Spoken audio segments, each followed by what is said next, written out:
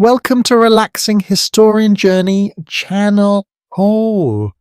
Tonight we step into the bitter, whispering night of a medieval castle, a world where your only companions are the wind and the weight of your own thoughts. Can you feel the cold biting at your fingers, slipping through the gaps in your woolen gloves, while your breath puffs in small clouds that vanish almost instantly into the darkness? Imagine walking along frost-covered stones, the castle walls looming high above you, silent but for the occasional creak of timber or distant clatter of a cart being drawn through the courtyard. So, before you settle into the story, take a second to like the video and hit subscribe. Take a moment to imagine yourself standing at the gate, alone, tasked with guarding the keep while the world sleeps, and let your mind wander along the lonely battlements. Picture the moonlight glinting off ice-laden stones and the snow drifting in soft spirals around you, brushing against your cloak. You might hear the howl of a distant dog or wolf, or the muffled voices of servants tending to the last fires of the evening, their warmth so far removed from where you stand. Let yourself wonder how cold your own breath feels against the steel of your armour, and how the distant torches flicker, revealing fleeting shadows that seem almost alive. Comment below with your location and the local time, and imagine sharing this night with someone far across the world, though unseen, feeling the same chill and wonder. Now, dim the lights. You step forward, careful not to slip on the frozen stones. The echo of your boots a sharp punctuation in the stillness. Every surface carries a dusting of frost, sparkling faintly in the lantern glow, and the smell of smoke mingles with the crisp air. You draw your cloak tighter around your shoulders, aware of the thin fabric offering little against the icy gusts that wrap themselves around your body. Your fingers are numb, toes tingling despite thick boots, and you realize that the night is long and patience will be your closest ally. Each step feels deliberate, calculated to avoid the icy patches that could betray your balance. The cold is relentless, a constant whisper that reminds you of every unprotected inch of skin. You notice the subtle shift in air currents as the wind funnels through battlements and arrow slits, creating moans and whistles that sound almost like voices. You tell yourself that you are not afraid, but even in this certainty, your imagination begins to play tricks, conjuring forms and figures in the flickering shadows that vanish when approached. The castle itself seems alive in the dark, a silent sentinel that holds centuries of memory within its walls. You can almost hear echoes of past guards, their footsteps long faded, and the murmur of voices that once patrolled these same paths. Historians still debate how often a single watchguard would be left entirely alone during winter months, but the thought of it stretches your empathy across centuries. You pause to listen, the silence almost tactile, a heavy presence that presses against your ears and chest. Somewhere below, the murmur of animals shifts in their pens, and the occasional thump of hoof against stone reminds you that life continues even in the coldest nights. The faint scent of hay and livestock mixes with smoke from distant chimneys, forming a peculiar but comforting aroma that anchors you to this place. Your armour clinks softly as you move, each step a muted percussion in the frozen air.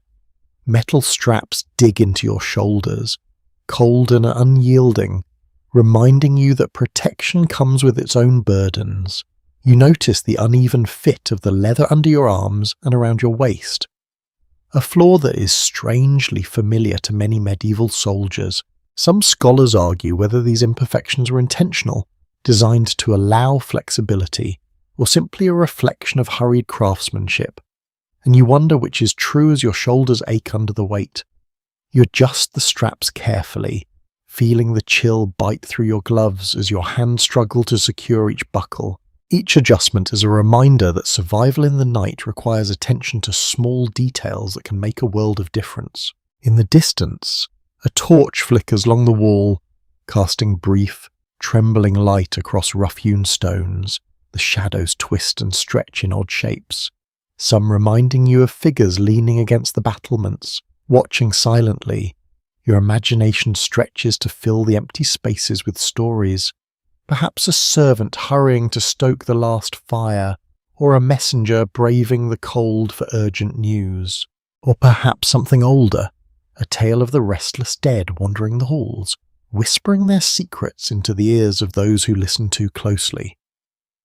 Ghost stories were common among guards, often exaggerated, sometimes told to pass the long hours, and you realize that a mix of fear and wonder keeps watchmen alert even in the deepest cold. The wind picks up again, whistling around corners and through arrow slits, creating a symphony of sounds both eerie and beautiful. You can feel it slipping beneath your cloak, chilling your back, and see your own breath swirling before you, illuminated by the torchlight. It is a night that demands your attention, each sensation heightened by the stillness, each sound amplified by isolation. The clatter of loose metal or a falling icicle becomes a drumbeat of awareness, reminding you that a single misstep could result in injury, or at the very least discomfort that will last until dawn. You walk along the parapet, tracing familiar routes, feeling the texture of the stone beneath gloved hands. The frost crunches beneath your boots with every cautious step. Every sound becomes a story, every shadow a character, and you begin to understand the strange rhythm of the night watch. It is a blend of endurance, attentiveness, and imagination. Hours stretch into long shadows, and time seems suspended in the pale light of the moon and the golden flicker of torches. You remind yourself that this is your role, your responsibility, and the castle's heartbeat relies upon your vigilance. Even if no one will know your struggle until morning, your thoughts drift to the meals left for guards, small morsels meant to sustain in cold and quiet. The rations are simple, often hard bread and cheese, with perhaps a bit of dried meat. Historians still argue how sufficient these rations were for the extreme winter nights, and you imagine the struggle to balance hunger and energy, warmth and duty. Each bite would have been a reminder of necessity, and perhaps a brief comfort against the relentless cold. You can almost taste the saltiness on your tongue, feel the crunch of stale bread, and sense the fleeting warmth that fades as soon as the bite is swallowed. As the hours deepen, the quiet becomes almost tangible. You notice the tiniest details, the subtle shift in shadow along the wall, the faint squeak of leather, the distant howl of a lone animal. Your senses stretch and strain, a delicate balance between alertness and the almost hypnotic lull of fatigue. There is an intimacy in the night, a secret understanding between you and the darkness that blankets the keep.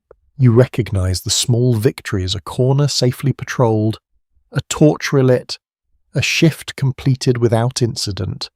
These moments matter more than grandeur, more than recognition. By the time your eyes begin to feel heavy and your muscles ache, you understand the paradox of the night watch. It is both harsh and serene, terrifying and beautiful, a test of body and spirit. The cold bites, the shadows play tricks, yet the quiet offers a unique intimacy with history itself, allowing you to feel the heartbeat of a castle frozen in time. The wind carries whispers, and if you listen closely, they are not entirely frightening. They speak of endurance, patience, and the subtle magic of a world that has thrived despite hardship. Now, as you sink into this imagined vigil, feeling the weight of centuries and the chill of stone, you allow yourself to breathe slowly, to absorb the tactile, the audible, and the unseen. You are no longer just a visitor. You are a participant in a night that few survive comfortably. You are the watchman, the silent observer of history unfolding in quiet, frozen moments, each one carrying lessons about resilience, awareness, and the strange beauty of hardship. You pause at the edge of the courtyard, feeling the first bite of winter seeping through layers of wool and leather. Yes. Each movement sends a small puff of icy breath into the night, a brief cloud that vanishes as quickly as it forms. The torches along the wall flicker uncertainly, casting long shadows that stretch across uneven stones. You tighten your cloak around your shoulders, the fabric heavy with frost, and shift the hood to shield your face from the wind. Your boots crunch against frost-covered earth. The sound loud in the stillness, echoing faintly against the cold walls. The courtyard smells of smoke, damp straw, and something tangibly earthy from the livestock pens nearby. You inhale deeply, letting the scents anchor you, even as the cold gnaws at your fingertips and toes. Layering yourself in medieval winter clothing is an art and a struggle. You feel each piece of wool and leather press against your skin, offering warmth in some places, yet chafing in others. The gloves are thick but stiff, reducing your dexterity, and the scarf around your neck feels suffocating if pulled too tight. A historian might argue about the effectiveness of such garments in sub-zero temperatures, and you wonder how guards manage these extremes night after night. You adjust a strap here and a tie there, testing the fit of your armour beneath the layers. Each movement reminds you that your body is a balance between protection and mobility, a constant negotiation with the cold. The wind whips around corners, carrying with it snippets of sound from within the castle. Somewhere a door creaks open and closes, distant voices muffled by thick stone walls. You notice the sharp clink of metal as a gate latch shifts under pressure, reminding you of the mechanical workings of the keep that must function even in the dead of winter. You lean slightly into the wind, feeling it press against your chest and skirt your legs, and the sensation is almost physical, a living reminder of the harsh night ahead. Your breath forms small, ghostly clouds before you, swirling in unpredictable patterns as if alive. You take a slow step forward, crunching over ice-laden gravel and avoiding patches slick with frost. Each footfall is careful, deliberate, because a misstep could easily lead to a twisted ankle or a painful fall. Beneath your boots, the stone is rough and uneven, worn by centuries of footsteps. Yet hidden beneath frost, it becomes treacherously slick. You remember tales of novice guards slipping on the battlements, suffering minor injuries that were magnified by cold and isolation. Some scholars debate how frequent these accidents were, suggesting that records often exaggerated them to emphasize the perils of duty. You shiver at the thought, realizing that even small mistakes have consequences when darkness surrounds you and the temperature bites. The distant sounds of the keep create a rhythm in the night. A faint clang resonates through the walls, perhaps a dropped bucket or a bell signaling a watch shift. Somewhere nearby, an animal stirs, the scraping of hooves against the stable floor echoing in the courtyard. You notice the smell of smoke from a hearth mingling with the earthy aroma of straw, producing a scent that is comforting yet foreign in its intensity. These small details, easily overlooked during the daylight hours, dominate your senses in the cold, teaching you to be alert, attuned to the subtle shift in your environment. Your hands instinctively touch the walls, feeling the rough texture of the stones and the frost that clings stubbornly to the mortar. Each stone has its own temperature, some warmer where the sun's rays lingered earlier, others icy and sharp to the touch. You trace the contours with careful fingers, letting your sense of touch complement what your eyes and ears perceive. The sensation is grounding, a reminder that despite the cold and isolation, the solidity of the structure beneath your hands is a source of reassurance. You wonder if guards long ago felt the same, drawing comfort from the unchanging presence of the castle walls. You glance up at the towers, their silhouettes stark against the pale moonlight. Torches flicker intermittently along the battlements, casting shadows that stretch and shrink as the flames dance. You notice that some torches sputter more than others, and you speculate about the quality of the resin or oil used. Some historians suggest that lower quality fuel was common in winter months, leaving guards to cope with dim, inconsistent lighting. The uncertainty makes your task feel more pressing. Each flicker could hide a potential threat or simply confuse the senses, adding tension to your otherwise silent patrol. Your stomach tugs at you, a reminder that you haven't eaten since the last meal. The cold suppresses appetite but increases awareness of hunger's presence. You reach for the small pouch at your belt, tasting the hardened bread and dried meat you brought for sustenance. The food is coarse, the flavours sharp and simple, yet it provides fleeting warmth as you chew and swallow. You consider how past guards might have endured longer nights with even less, and the resilience of those who manage to stay alert while facing fatigue, hunger, and cold is almost unfathomable. You press the remainder of the rations back into the pouch, knowing you must ration carefully until dawn. As you move toward the northern wall, you notice a change in wind patterns. Gusts funnel through the tower's arrow slits, hitting you squarely in the chest. You adjust your stance, leaning slightly into the wind, and feel it slice across your face despite the protection of scarf and hood. The noise it produces is almost musical, a haunting melody that blends with distant howls from beyond the castle. You marvel at how something so simple can dominate your awareness so completely.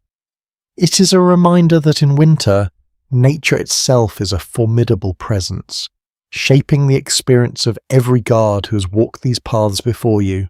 The light continues to shift around you, revealing hidden corners and casting strange shapes across snow-laden rooftops. Shadows gather in unexpected places, and your eyes, adjusting to the low illumination, strain to interpret each movement. The cold air stiffens your muscles, slowing reaction times, and you take extra care with each careful step. You imagine the stories whispered among night guards, tales of seen figures glimpsed from the parapets or strange sounds that had no explanation. You understand why imagination and alertness were equally necessary companions to any medieval watchman. You pause briefly to rest, leaning against the cold stone wall, feeling the frost bite through the layers of clothing. Each exhale forms a small cloud, the only visible sign of your presence in the quiet night. The sounds of the castle continue around you, subtle but constant, a muffled shout, the distant creak of timber, the scrape of leather or metal.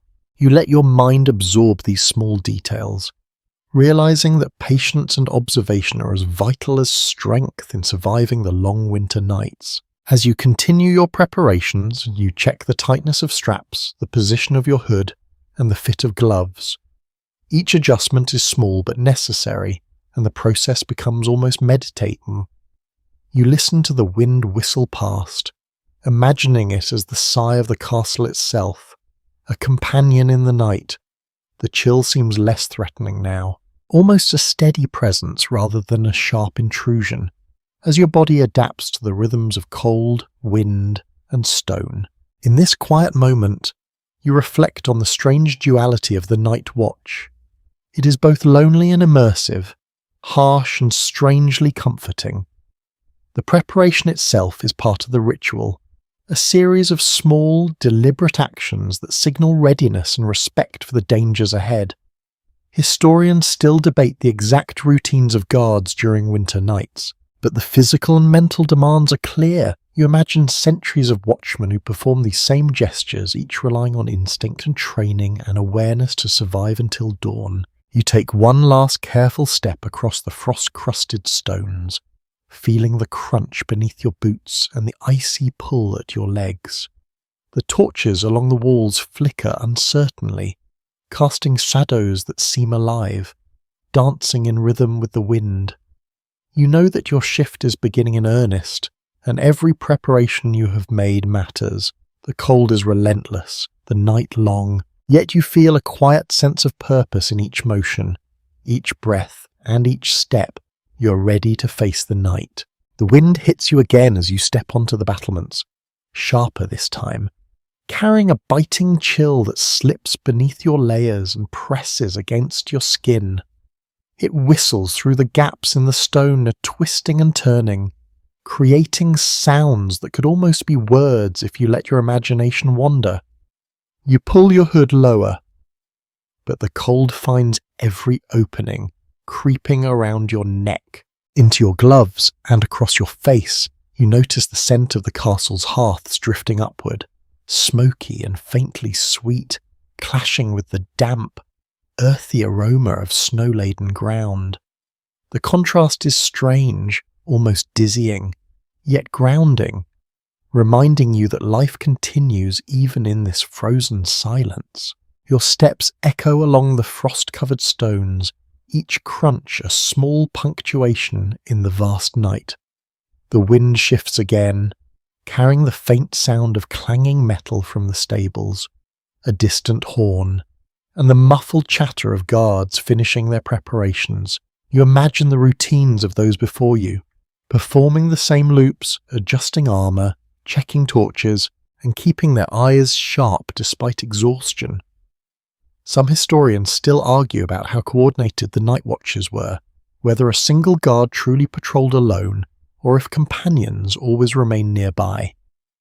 The uncertainty hangs in the cold air like mist, ungraspable yet undeniable. You tighten your cloak once more, feeling the leather straps pressing against your shoulders, restricting movement in small but persistent ways.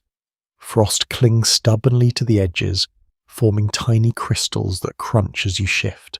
The sensation is almost tactile, a reminder of how unforgiving winter can be in the medieval world. You run a gloved hand over the cold metal of your armour, testing for weak points or areas where the wind might sneak through. Even these small inspections take effort in the biting air, and your breath fogs in front of your face as you exhale sharply. The wind changes tone, rising to a howl that echoes across the walls and towers. It carries a sense of motion, almost as if the air itself is alive, playing among the battlements and whispering secrets you cannot quite understand. The sound is mesmerizing, hypnotic, yet it keeps your senses alert, reminding you that the cold night carries dangers unseen. A distant owl hoots, its voice cutting through the wind, and you pause, listening carefully to determine if it is merely wildlife or something more ominous. You remind yourself that in the quiet hours, imagination can be as potent as reality, turning small noises into tales of ghosts and bandits. Each step you take along the stone walkway feels heavier than the last. Frost makes the surface uneven, slippery in places, and the weight of your armour and layers magnifies every movement. You adjust your gait, mindful of the risk of a fall. The smell of smoke grows stronger as you approach the central tower, mingling with the faint odour of wet straw from nearby pens. The mixture is oddly comforting, a sensory reminder of the warmth and safety that exists deeper within the castle walls. You realise how small pleasures like this contrast sharply with the harshness of your vigil. Your fingers stiffen inside your gloves, a reminder that frostbite is a real danger, especially when you are stationary for long periods. You test the movement of your hands, flexing fingers, adjusting step work, and ensuring that nothing is compromised. Some scholars debate how medieval guards protected themselves against frostbite, whether with repeated movement, layering, or simple endurance.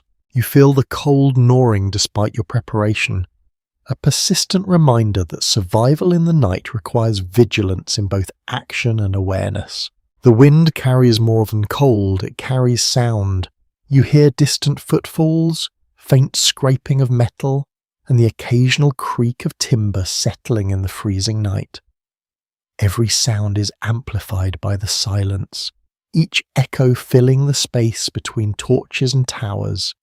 You find yourself imagining shapes in the shadows, brief flickers that might be figures moving along the walls. Your heart quickens for a moment, only to relax when you realize it is likely nothing more than shifting snow, or the flicker of light. The line between caution and imagination blurs in the deep winter night. You pause to listen, leaning against the stone wall, feeling the rough texture beneath your palm. Tiny frost crystals prick your skin, yet the sensation is oddly grounding. You take a deep breath, letting the cold fill your lungs, and notice the subtle changes in the air. There is a rhythm to the wind, a pulse that seems almost deliberate, sweeping across towers, twisting through battlements, and brushing past you like a living entity. You marvel at how something as simple as wind can dominate your perception, shaping the night into an experience both terrifying and beautiful. The moon peeks through clouds, casting silver light across the frozen landscape. Snow clings to the edges of parapets, forming intricate patterns, fragile yet persistent. You step carefully, aware of each patch of ice, the crunch of snow underfoot a constant companion. Your senses sharpen in the cold, alert to movement, sound, and even scent. The faint smell of frost-covered earth mixes with the lingering smoke, forming a complex tapestry that is uniquely winter in a medieval keep. You notice details that daylight would obscure, from tiny icicles forming along ledges to the subtle shift of snow in the wind, and you realize how alive the night feels under these conditions. As the hours pass, you begin to notice a strange, almost hypnotic quality to the howl of the wind. It seems to carry whispers from long ago, stories of guards who came before you, enduring similar hardships, and of the countless winters that shape the stones around you. You imagine them performing their routines, patrolling, checking torches, and moving quietly through the same spaces. Historians still argue whether these tales are often embellished to emphasize the dangers of duty, but for you, the sensation is immediate, visceral, and impossible to dismiss. The chill deepens, gnawing at any exposed skin. Despite your careful layering, each exhale produces a small cloud, hanging momentarily in the faint torchlight before dissipating. You notice how every sensation is amplified by the cold, from the tug of your boots against ice to the stiffness in your shoulders. Your body reminds you constantly that winter is an adversary to risku as much as any potential intruder or wild animal. You adjust your stance, shifting weight from foot to foot, flexing fingers and toes to maintain circulation. It's a subtle dance of endurance, repeated countless times across centuries. The night stretches on, and you find comfort in small rituals, checking the tightness of a strap, shifting the hood, tracing the stones beneath your hands. These actions ground you, providing structure and stability in the otherwise chaotic environment of winter darkness. You imagine the first watchman performing similar gestures, relying on routine to stave off both fatigue and fear. The balance between alertness and patience becomes clearer, and you recognize that enduring the night is as much about mental discipline as physical endurance. You notice a shadow flicker across a distant wall, and your eyes instinctively follow it. It might be nothing more than a cloud passing the moon, yet your heart responds as if it were a real presence. The wind carries it, twisting light and shadow, playing tricks that both entertain and warn. You reflect on how imagination was an essential tool for medieval guards, filling long hours and keeping minds active during solitary nights. Even minor uncertainties, whether real or imagined, serve to heighten vigilance and reinforce survival instincts. The distant hoot of an owl reminds you that life exists outside the walls, a small comfort amid isolation. Its cry is mournful yet melodic, a reminder that even in winter's harshness, the world is alive and moving. You inhale, tasting the crispness of the night air, feeling your lungs expand, and sense a fleeting warmth as blood circulates in response to movement and breath. These small moments are rewards, subtle acknowledgements that the night is passing, that time continues, and that your endurance has meaning. You take another careful step along the battlements, feeling the crunch of frost and ice beneath your boots. The torches flicker again, shadows dancing in rhythm with the wind. You adjust your gloves, flexing fingers, and ensure that your armor is secure. Each action is deliberate, practiced, a meditation in motion. The night surrounds you, vast and silent, and you realize that surviving its challenges requires not just vigilance but a measured, patient presence. The wind whispers, the frost pricks, the shadows shift. You remain alert yet calm, a participant in a timeless cycle of watch and endurance. You are the eyes and ears of the castle in winter, sensing every change, every movement, every note carried on the frozen air. Hours stretch forward, the rhythm of the wind and your own footsteps forming a hypnotic cadence. Each moment is a test and a lesson, a merging of awareness, patience, and resilience. You feel the full weight of your armor pressing down on your shoulders, the cold metal biting through layers of wool, making every movement deliberate and heavy. The leather straps rub uncomfortably against your arms as you shift, testing the tension to avoid chafing. A faint clinking follows each step, echoing softly across the frost-laden battlements. Snow has settled in crevices, forming tiny crystals that shimmer in torchlight, and your boots crunch across the uneven surface. The wind carries both sharp cold and the faint scent of pine from nearby woods, mixing with the lingering smoke from hearths. You draw a slow breath, feeling the chill enter deep into your lungs, and adjust your stance to keep balance on the slick stones. The sensation of wearing armour for a long winter night is something that modern imagination often underestimates. Records indicate that guards could spend hours in plate or mail, each movement laborious, muscles constantly aware of the constraints.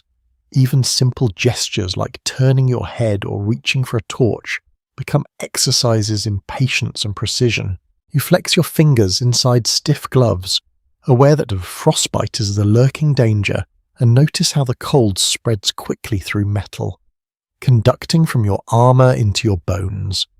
You realize that warmth in this situation is earned through constant motion, careful positioning, and attention to detail. Above you, the moonlight glints off frozen stones, creating jagged patterns of silver and shadow. The wind whistles through gaps in the battlements, producing tones that almost resemble distant voices. You pause, letting the sounds envelop you, aware that your senses are heightened in the solitude. An unusual observation from period chronicles mentions that some watchmen reported hearing footsteps where none existed, a quirk of the cold air carrying and twisting sound. You smile faintly, realizing your imagination might start attributing stories to these noises as well. The weight of the armor changes your center of gravity, making each cautious step a negotiation with physics. Ice and snow add an extra layer of risk, and you feel the tension in your calves as you shift your weight from foot to foot. The cold stiffens your muscles, so simple movements require deliberate effort. You notice how each joint responds differently, the knees feeling tighter, the elbows resisting, the shoulders weighed down. It is almost like a dance you did not learn, where balance and mindfulness are essential for survival. Evidence implies that medieval soldiers often trained extensively to manage these physical demands, yet even the most skilled could be slowed by exhaustion or frost. The cold penetrates the layers beneath your armor, finding weaknesses in clothing and leather, and your breath forms tiny clouds with each exhale. You feel your toes tingle despite thick boots and woolen socks. You shift, stamping lightly, trying to restore circulation.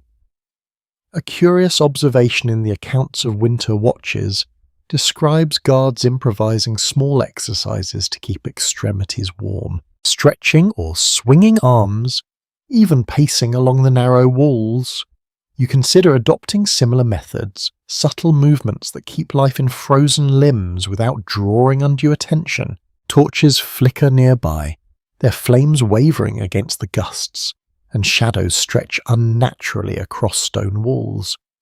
You study the interplay of light and darkness, noticing that the moving shadows create shapes that seem almost alive. The wind tugs at your hood and cloak, exposing small patches of skin, and you tuck them back carefully, aware that prolonged exposure will sap warmth quickly. Contemporary observers noted that the combination of firelight and wind often played tricks on the eyes, turning ordinary objects into threats or strange visions. You inhale, letting the smoky, earthy aroma of the castle fill your senses, grounding yourself despite the eerie impressions. Your gloves feel cumbersome now, making adjustments tricky, yet every strap and buckle matters. You bend slightly, testing the movement allowed by the armour, and feel the resistance in your back and shoulders. The metal presses down, weight multiplied by long hours of vigilance, and you imagine the discomfort endured by those who patrolled for nights on end. Accounts vary regarding how long guards could tolerate such encumbrances, and whether rotations were frequent enough to prevent serious strain. You decide that careful pacing and small adjustments will be essential strategies to survive until dawn. The wind shifts suddenly, striking your chest and face, carrying the distant scrape of metal and the faint bark of a dog. You lean slightly forward, bracing against it, and feel the pressure of the cold increase across your exposed neck and ears. The movement of air creates its own rhythm, a constant reminder that the environment itself is as challenging as any human threat. You notice the subtle sounds of ice cracking under distant weight, perhaps snow sliding off a roof, each noise amplified in the still night. Records from various keeps mention that guards often learn to interpret these subtle auditory cues, understanding the language of wind and frost as part of their vigilance. Your thoughts wander as you adjust your posture.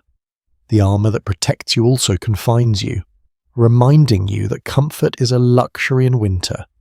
Each small task, from fastening a strap to shifting weight, carries effort and focus. You wonder about the mental resilience required, the quiet endurance of those who walked these battlements before you. Some accounts suggest that guards developed rituals to maintain attention, pacing at intervals, repeating small gestures, or murmuring quietly to themselves. These methods may have been as much about psychological endurance as physical protection. The metal beneath your hands feels both solid and cold, conducting temperature instantly to your core. You run a hand along a parapet, tracing frost crystals with your fingertips. Tiny cracks in the stone catch your glove, and you pause to adjust your grip, feeling the tension in your shoulders ease slightly.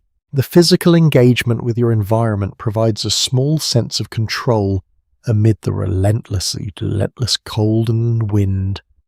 Contemporary notes from chroniclers mention that tactile engagement was a crucial tool for staying alert, a way to anchor the mind in the reality of the castle and its stones.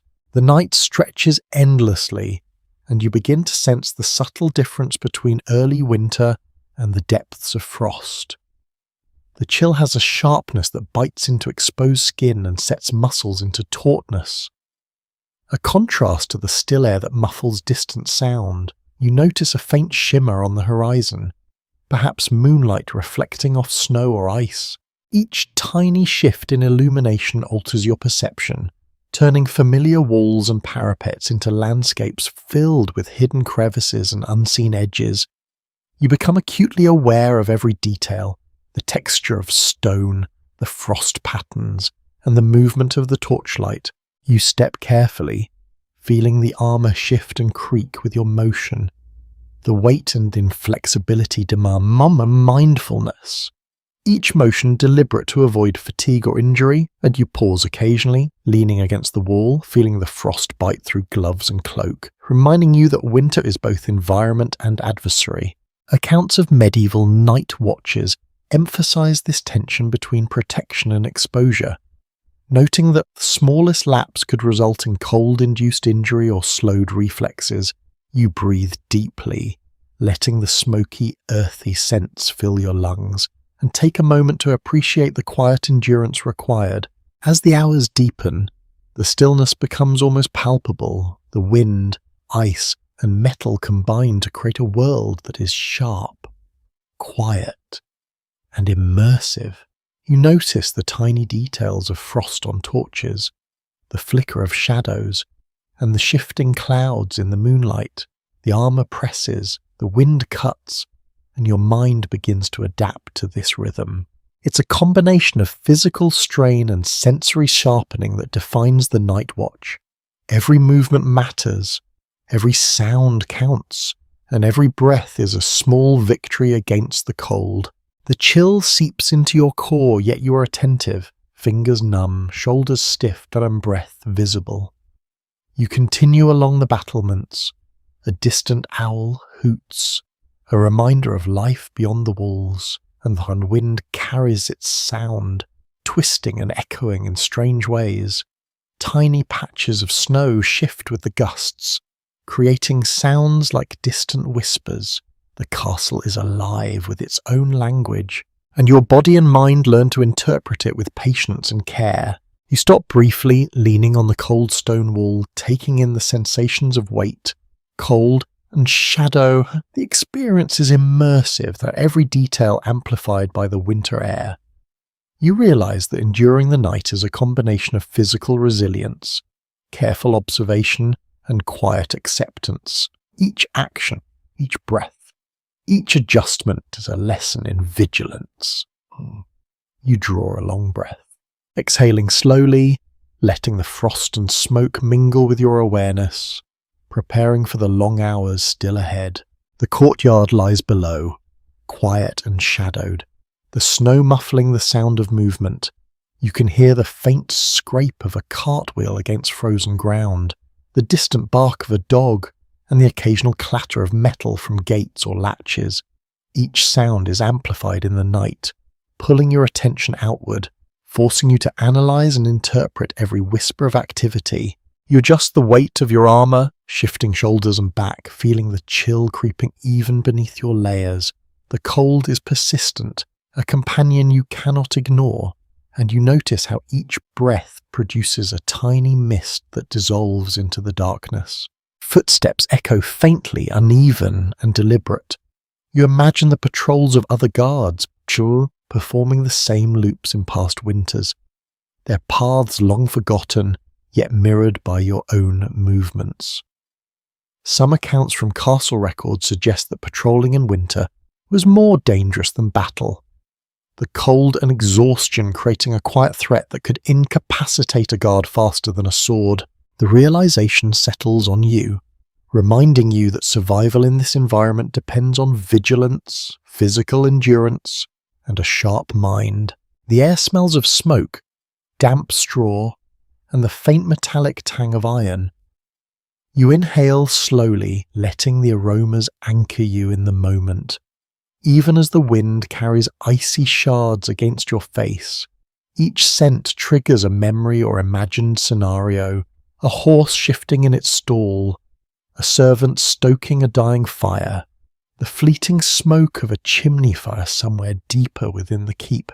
Contemporary accounts often remark on how closely connected guards were to these everyday odours, the smells forming a sensory map of the castle that could alert them to danger. You trace your fingers along the frost-covered wall, feeling the rough stone beneath the gloves. Tiny ice crystals prick against your skin, yet the sensation is grounding. You shift your weight to test the stability of the surface beneath your boots. Snow drifts in patches, hiding uneven stones, and each step requires careful attention. Some chronicles mention guards marking dangerous spots in their memory to avoid slips, a practice that became a subtle art over time. You note that your own instincts are sharpening in response, a combination of learned caution and survival instinct. The courtyard seems almost alive in the quiet, the distant noises forming a rhythm of life that persists despite the harshness of winter. The clatter of a dropped bucket or the soft stamping of a horse blends with the whispering wind, creating a soundscape both eerie and strangely comforting.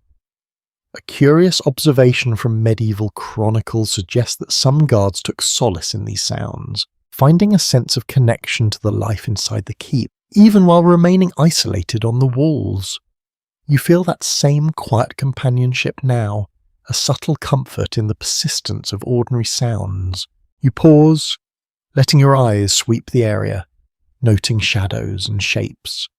The snow reflects faint light from torches, creating pools of brightness that shift as the flames dance. You notice small movements, a bird startled into flight, a shadow shifting near a stable door.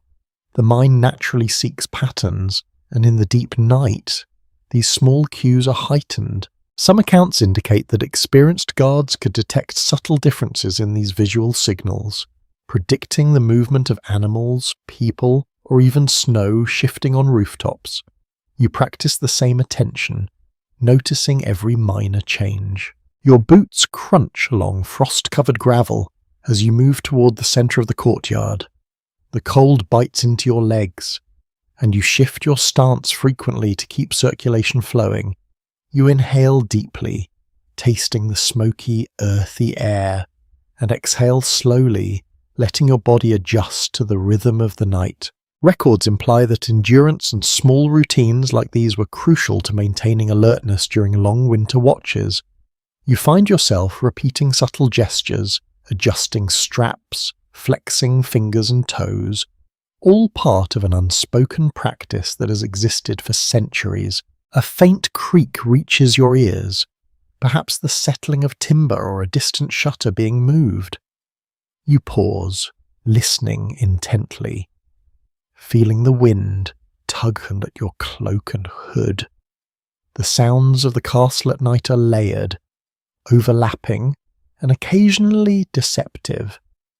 Some unusual observations from period chronicles describe guards mistaking simple noises for intrusions, their imaginations weaving entire scenarios from minimal evidence. You smile slightly at the thought, aware that your own mind might be prone to similar embellishments, a natural consequence of isolation and cold. You notice the faint flicker of a distant torch, the flame dancing in rhythm with the wind. Shadows stretch and shrink across walls, creating strange forms that seem almost animate. You adjust your eyes to the dim light, scanning the surroundings carefully. It is a delicate balance, the mind interpreting reality while remaining alert to potential danger. Evidence implies that guards trained themselves to recognize these illusions, learning which shadows were harmless and which demanded attention. You follow this practice, moving deliberately while letting your senses absorb every detail. The chill is constant, pressing into your core and making every movement deliberate. Your breath forms small clouds, dissipating into the cold air. You pause to listen. The faint scrape of metal, the shift of snow, the distant bark of a dog creating a layered soundscape. Your body responds instinctively, muscles taut, eyes sharp, mind alert. Some accounts suggest that guards who acclimated to these conditions developed a heightened sensitivity, an almost intuitive understanding of their environment. You notice the subtle changes in wind, the shift in light, the sounds of life and stone, and feel that same intuition begin to emerge. Your hands feel the frost-covered stones, tracing cracks and edges. The texture beneath your gloves is uneven, each small bump or ridge providing feedback about the surface. You shift weight from one foot to the other, testing balance, ensuring stability as you move. Contemporary sources indicate that guards often memorize these tactile cues, using them to navigate safely across battlements and courtyards at night. You practice the same careful attentions, integrating touch with sight, sound, and instinct. The courtyard stretches endlessly in the stillness. Each shadow and sound a reminder of the delicate balance between life and vigilance. You inhale deeply, tasting the cold air, and exhale slowly, letting the rhythm of breath settle you into the night. Snow drifts across your path, shifting with gusts, and you notice the faint sparkle as crystals catch the torchlight. This quiet beauty contrasts sharply with the harshness of the cold, creating a strange harmony that pulls your attention outward while keeping you grounded in the moment. You move towards a low archway, noting the subtle differences in frost and snow that mark the edges. Your boots crunch along uneven stones, each step deliberate, careful. The wind tugs at your cloak and hood, but you adjust, learning to move with the gusts rather than against them. Some records suggest that guards developed these subtle techniques over long winters, mastering the art of moving slowly and efficiently in extreme conditions. You follow these lessons instinctively, a participant in a tradition stretching back centuries. The night deepens, and the courtyard's sounds shift subtly. The occasional clatter of distant metal, a soft scuff of hooves, the rustle of straw in the animal pens all combine to create a rhythm that is both unsettling and hypnotic. You breathe slowly, letting each sound register, passing reality from imagination. Unusual observations from medieval manuscripts note that some guards claim to hear voices carried by the wind, perhaps a trick of the cold air or the mind stretching to find companionship in isolation. You acknowledge the sensation, neither fearing nor dismissing it, but integrating it into your awareness. You stop briefly, leaning on the cold stone, feeling frost prickle against your gloves. Each movement sends small shivers through your body, yet you notice the comfort in routine, the grounding effect of tactile and auditory cues. You adjust straps, shift the weight of armor, and flex stiff fingers, small rituals that maintain both comfort and alertness. Contemporary accounts mention similar practices, noting that disciplined attention to minor tasks was crucial for maintaining stamina and focus during long winter nights. The wind howls through the walls, carrying with it a sense of movement, a ghostly rhythm that wraps around you. Snow drifts swirl in the torchlight, creating shifting patterns across the courtyard. You watch the shapes, letting them flow past your gaze, noticing the subtle details, the curve of an icicle, the shimmer of frost, the way light bends across stone. Evidence suggests that medieval guards learned to read these visual cues, interpreting subtle changes as signals of shifting weather, human activity, or potential hazards. You practice the same attentiveness, letting your senses guide each step. You take another careful step, boots crunching, armor creaking softly. The night stretches on, long and cold, yet filled with rhythm and subtle life. You feel the endurance building, the awareness sharpening, and the quiet connection to the castle around you. Each sensation, from wind to frost to shadow, teaches patience and focus. You exhale slowly, letting the cold air mingle with the sense of smoke and earth, and feel a fleeting warmth in the rhythm of movement and observation. The courtyard, in its frozen stillness, becomes both a challenge and a teacher, guiding your senses through the night. The scent of the winter keep is complex, layered, and surprisingly vivid as you move along the walls. Smoke from distant hearths drifts upward, mingling with the faint musk of damp straw in the stables below. You inhale slowly, letting the aroma fill your senses, and notice how it blends with the crisp tang of snow and ice. Your fingers brush against frost-coated stone, and the sharpness pricks gently, grounding you in the tactile reality of the night. Even in the stillness, the castle is alive, breathing through the subtle interplay of smell, sound, and shadow. You pause to listen, the wind weaving a tapestry of sounds across the courtyard. Faint clatters echo from the lower gates. The occasional hoot of an owl cuts through the air, and somewhere a horse shifts in its pen. Each noise carries a hint of life, subtle and steady, reminding you that you are not entirely alone. Some chronicles suggest that guards could detect disturbances in these ambient sounds, identifying the difference between normal activity and potential threats. You feel your attention sharpen, the senses of sight, touch, and hearing merging into a careful awareness that the night demands. The frost glistens in the torchlight, each crystal catching a brief shimmer before darkness swallows it again. You notice patterns in the way ice forms along edges, where the cold has carved tiny ridges in the stone and snow has accumulated in miniature drifts. A curious observation from contemporary manuscripts notes that some night watchers found beauty in these small details, a fleeting comfort against the harshness of the cold. You pause, tracing a ridge with your gloved fingertips, appreciating the fragile geometry before moving on. The wind continues to whip around the battlements, tugging at your cloak and hood. You adjust the fabric to shield your neck, aware that exposure could quickly become dangerous. Your breath forms small clouds in the frigid air, and you feel the tug of cold in every extremity. Accounts from castle logs suggest that night guards often moved in subtle exercises, shifting weight, stretching fingers, or pacing small loops to maintain warmth. You adopt these practices naturally, your body responding to the environment with instinctive care. You notice a faint shift in the scent of the keep, a whiff of smoke stronger than before, perhaps a nearby hearth or a kitchen fire burning low.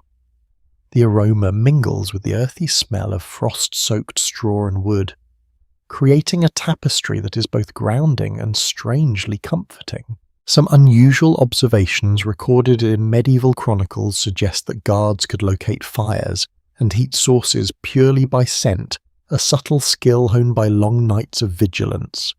You inhale again, letting the combined scents anchor your presence on the battlements. A faint creak of timber alerts you to subtle movement. Perhaps it is the building settling in the cold, or maybe a servant carrying a bucket across the frozen stones.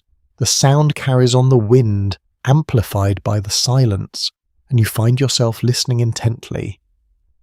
Evidence from various historical records implies that acute hearing was essential, allowing guards to interpret environmental cues and react quickly if danger approached. You allow your attention to drift carefully across the courtyard, absorbing each sound, each whisper of the castle around you. The metal of your armor feels heavy against your body as you move along, every shift reminding you of the protection it affords, but also of the burden it imposes. You adjust a strap across your shoulder, feeling the tension ease slightly, and notice how your movements are slowed yet deliberate. Some accounts suggest that guards develop techniques to minimize fatigue while wearing heavy armor, pacing themselves in subtle, almost invisible ways. You experiment with these movements, testing the limits of flexibility while remaining cautious. You stop briefly, observing the flickering light from torches scattered across the courtyard. The flames dance, throwing long, thin shadows across the stone walls. You notice the subtle variations in brightness, how wind can alter a flame's shape and throw patterns that change the perception of distance and depth. Contemporary observers remarked on how night guards relied on these shifting shadows, learning to discern shapes and movements in low-light conditions. You watch carefully, eyes adjusting to the interplay of light and darkness, refining your perception with every passing moment. The courtyard smells shift subtly as you walk, blending the earthy tang of frozen mud with the faint acrid bite of smoke. You inhale deeply, tasting the mixture of winter air and lingering warmth from hearths. Accounts vary regarding how guards use these olfactory cues, but some records indicate that an experienced watchman could detect approaching humans or animals by subtle changes in scent carried on the wind. You pay close attention, letting the aromas guide your awareness alongside sight and sound. The cold bites at your face and finding gaps in your hood and scarf, and you instinctively tuck the fabric closer. Fingers stiff inside gloves flex against leather straps, adjusting and readjusting. The combination of tactile feedback and visual observation is essential, keeping your senses aligned and responsive. Some medieval sources imply that night watchers developed an almost intuitive sense of space through repeated exposure, learning to navigate complex courtyards and battlements even under poor lighting conditions. You allow yourself to sink into this rhythm, moving deliberately, attuned to every texture, sound, and scent. Snow crunches beneath your boots as you step toward a low parapet. Ice glitters faintly in the torchlight, forming tiny ridges that you avoid with careful foot placement. Your body responds to each small shift in terrain, weight distributing evenly, muscles flexing and releasing in a slow, steady cadence. A curious observation in historical records notes that some guards left subtle markers for themselves to remember the safest paths. An informal map etched into memory over repeated patrols. You follow the natural contour of the stones, building your own mental map as you move. The wind gusts again, stronger this time, and you brace against it, leaning slightly into the pressure. It carries faint noises from the outer gates, perhaps a latch moved or a guard signalling across the yard. The combination of wind and sound creates a complex sensory puzzle that demands your attention. Some accounts suggest that guards developed methods to distinguish real threats from natural or structural noises, learning to interpret the subtle signs of activity in both expected and unexpected ways. You listen carefully, deciphering the language of the castle in winter. Your gaze shifts to the distant supports, where faint movement suggests a horse shifting, or a spellhand tending to animals. The faint creak of leather and soft stamping of hooves blend with the howl of the wind.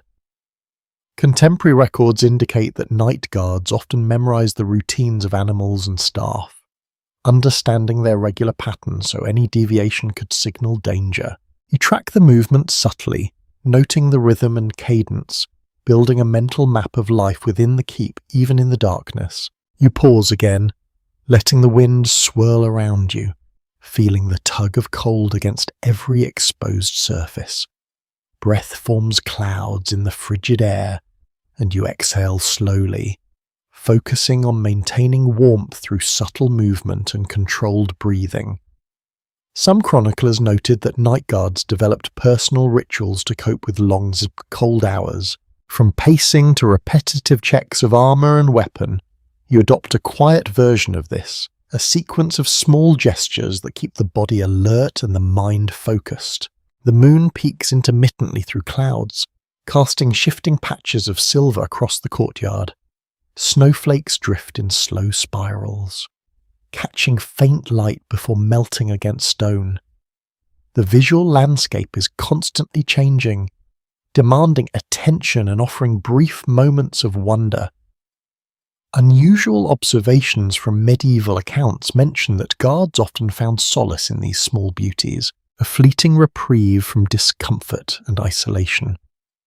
You let your gaze linger for a heartbeat, absorbing the fragile patterns before continuing your patrol. A faint scrape reaches your ears, subtle and deliberate.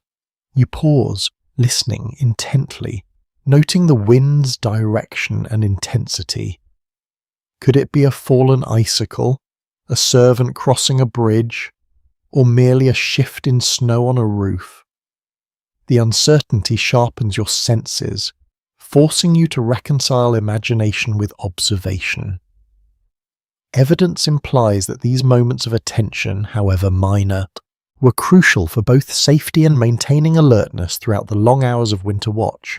You shift your position, feeling the frost bite into your gloves and cloak edges.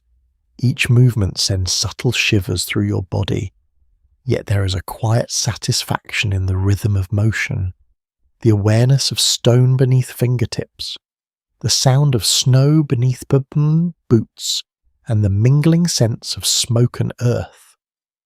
You recognize the small victories in navigating this sensory labyrinth, a safe step across ice, a clear interpretation of sound, and the steady maintenance of warmth despite relentless cold. The courtyard seems endless, filled with subtle movements and tiny signals of life. You breathe slowly, the air sharp yet invigorating, and exhale deliberately, letting your body adjust to the rhythm of vigilance and endurance. Every detail, from the flicker of a torch to the faintest odour in the air, becomes part of a larger picture, one that demands patience, perception, and careful interaction. You feel a sense of quiet mastery, a connection to the long tradition of night watches that stretches back through centuries of wintered stone.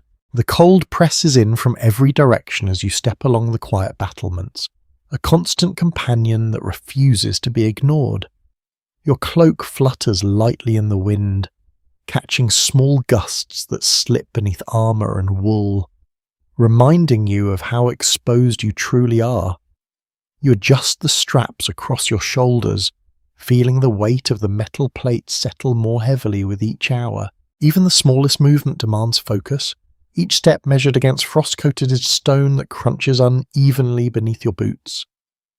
The wind carries the smell of damp straw from the lower stables and the faint lingering smoke of hearths, mingling into a scent that is strangely grounding amid the chill. Hours stretch ahead, long and silent, and the solitude begins to settle into your bones. The quiet is almost tangible, a pressure that hovers over you as shadows lengthen and shift with the flickering torchlight.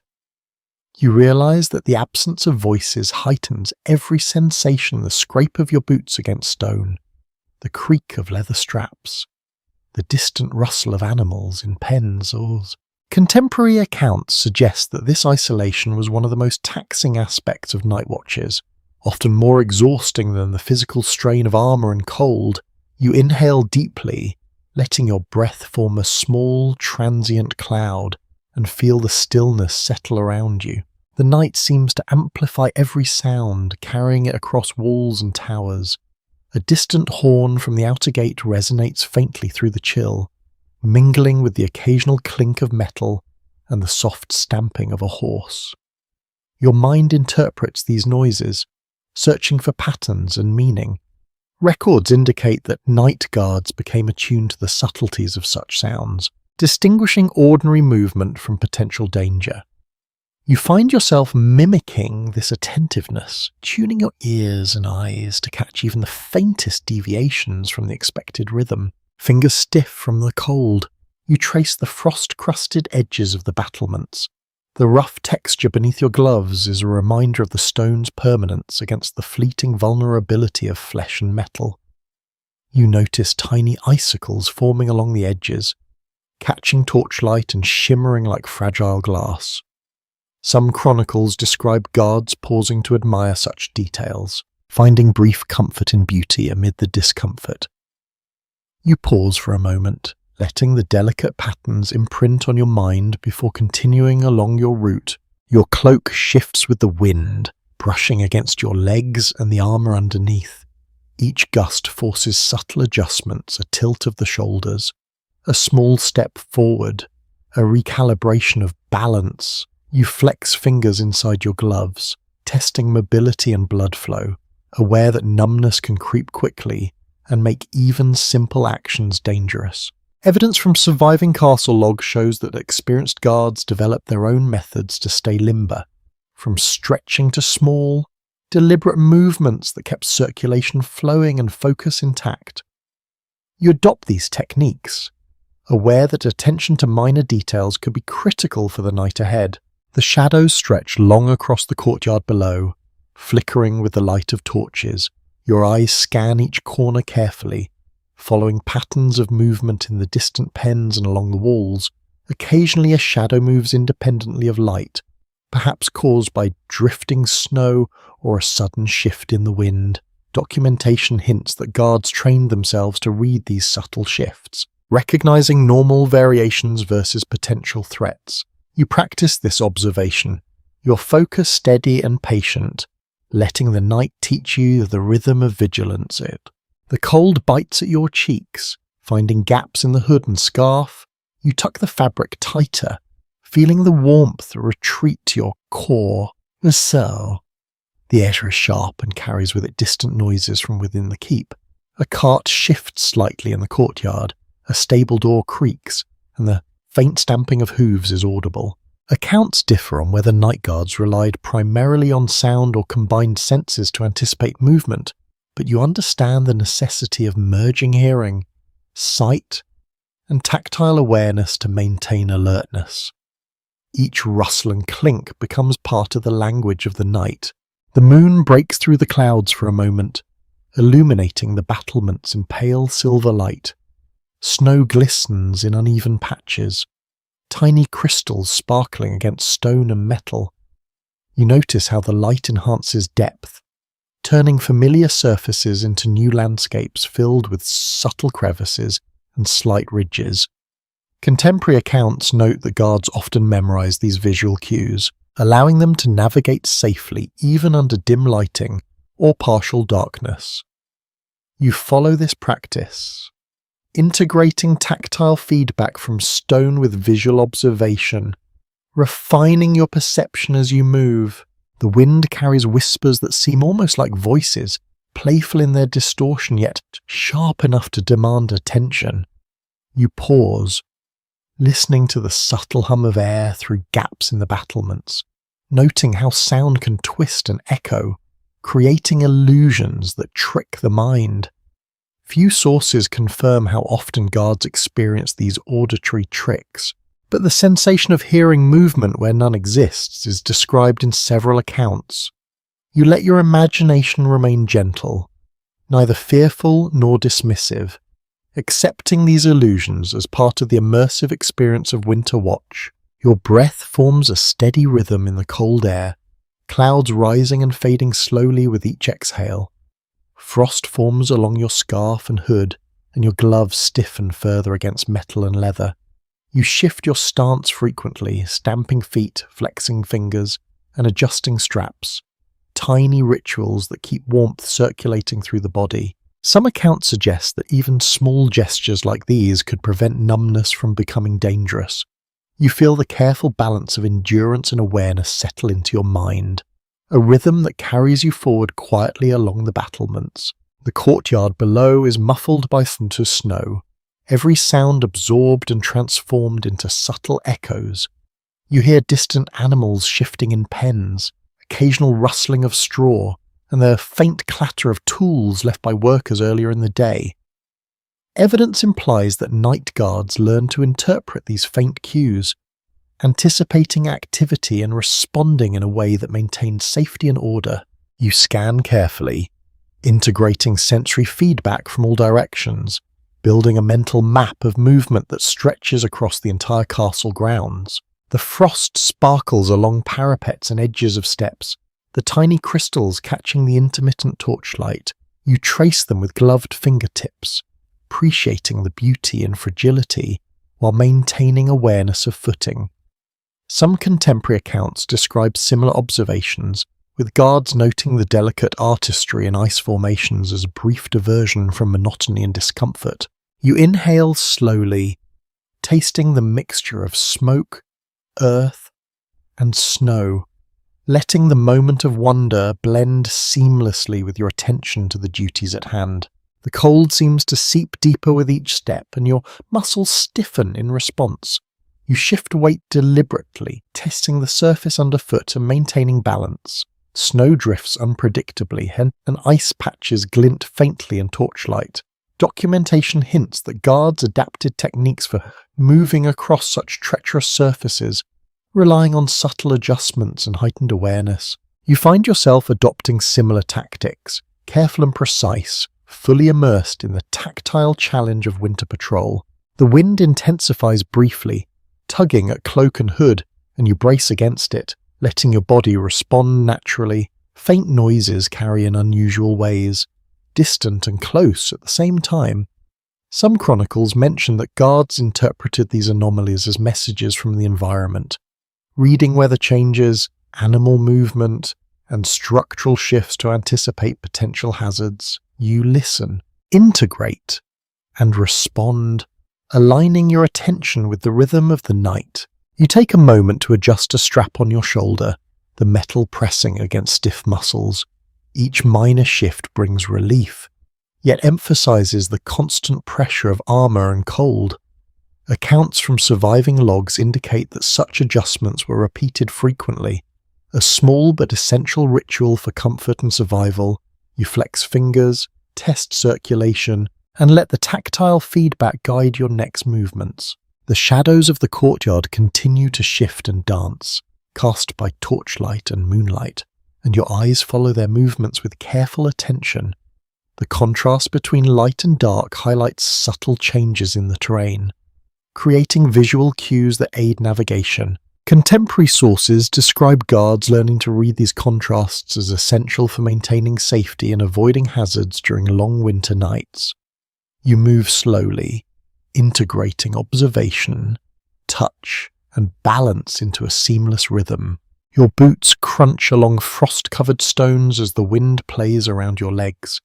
Each step requires deliberate placement, and your body adjusts constantly to maintain warmth and stability. Evidence from medieval accounts implies that guards internalize the terrain of their castle grounds over repeated nights, creating a mental map that allowed them to navigate confidently in poor light and extreme cold.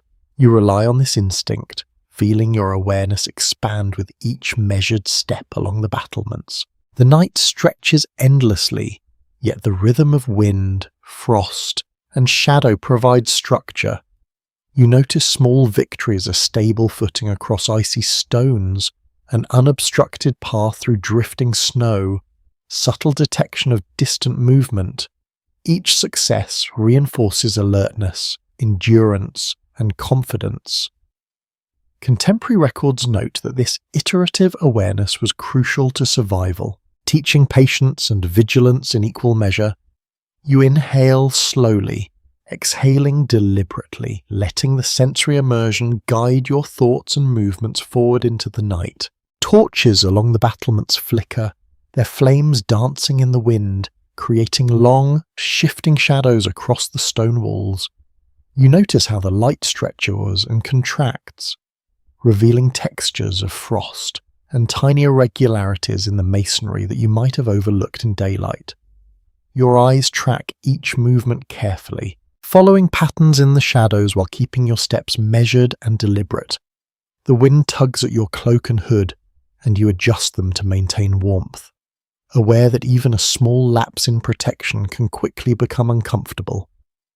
You take a slow, deep breath, letting the icy air fill your lungs, and exhale steadily, letting the rhythm of breath anchor your awareness. The night is alive with sound, subtle yet constant.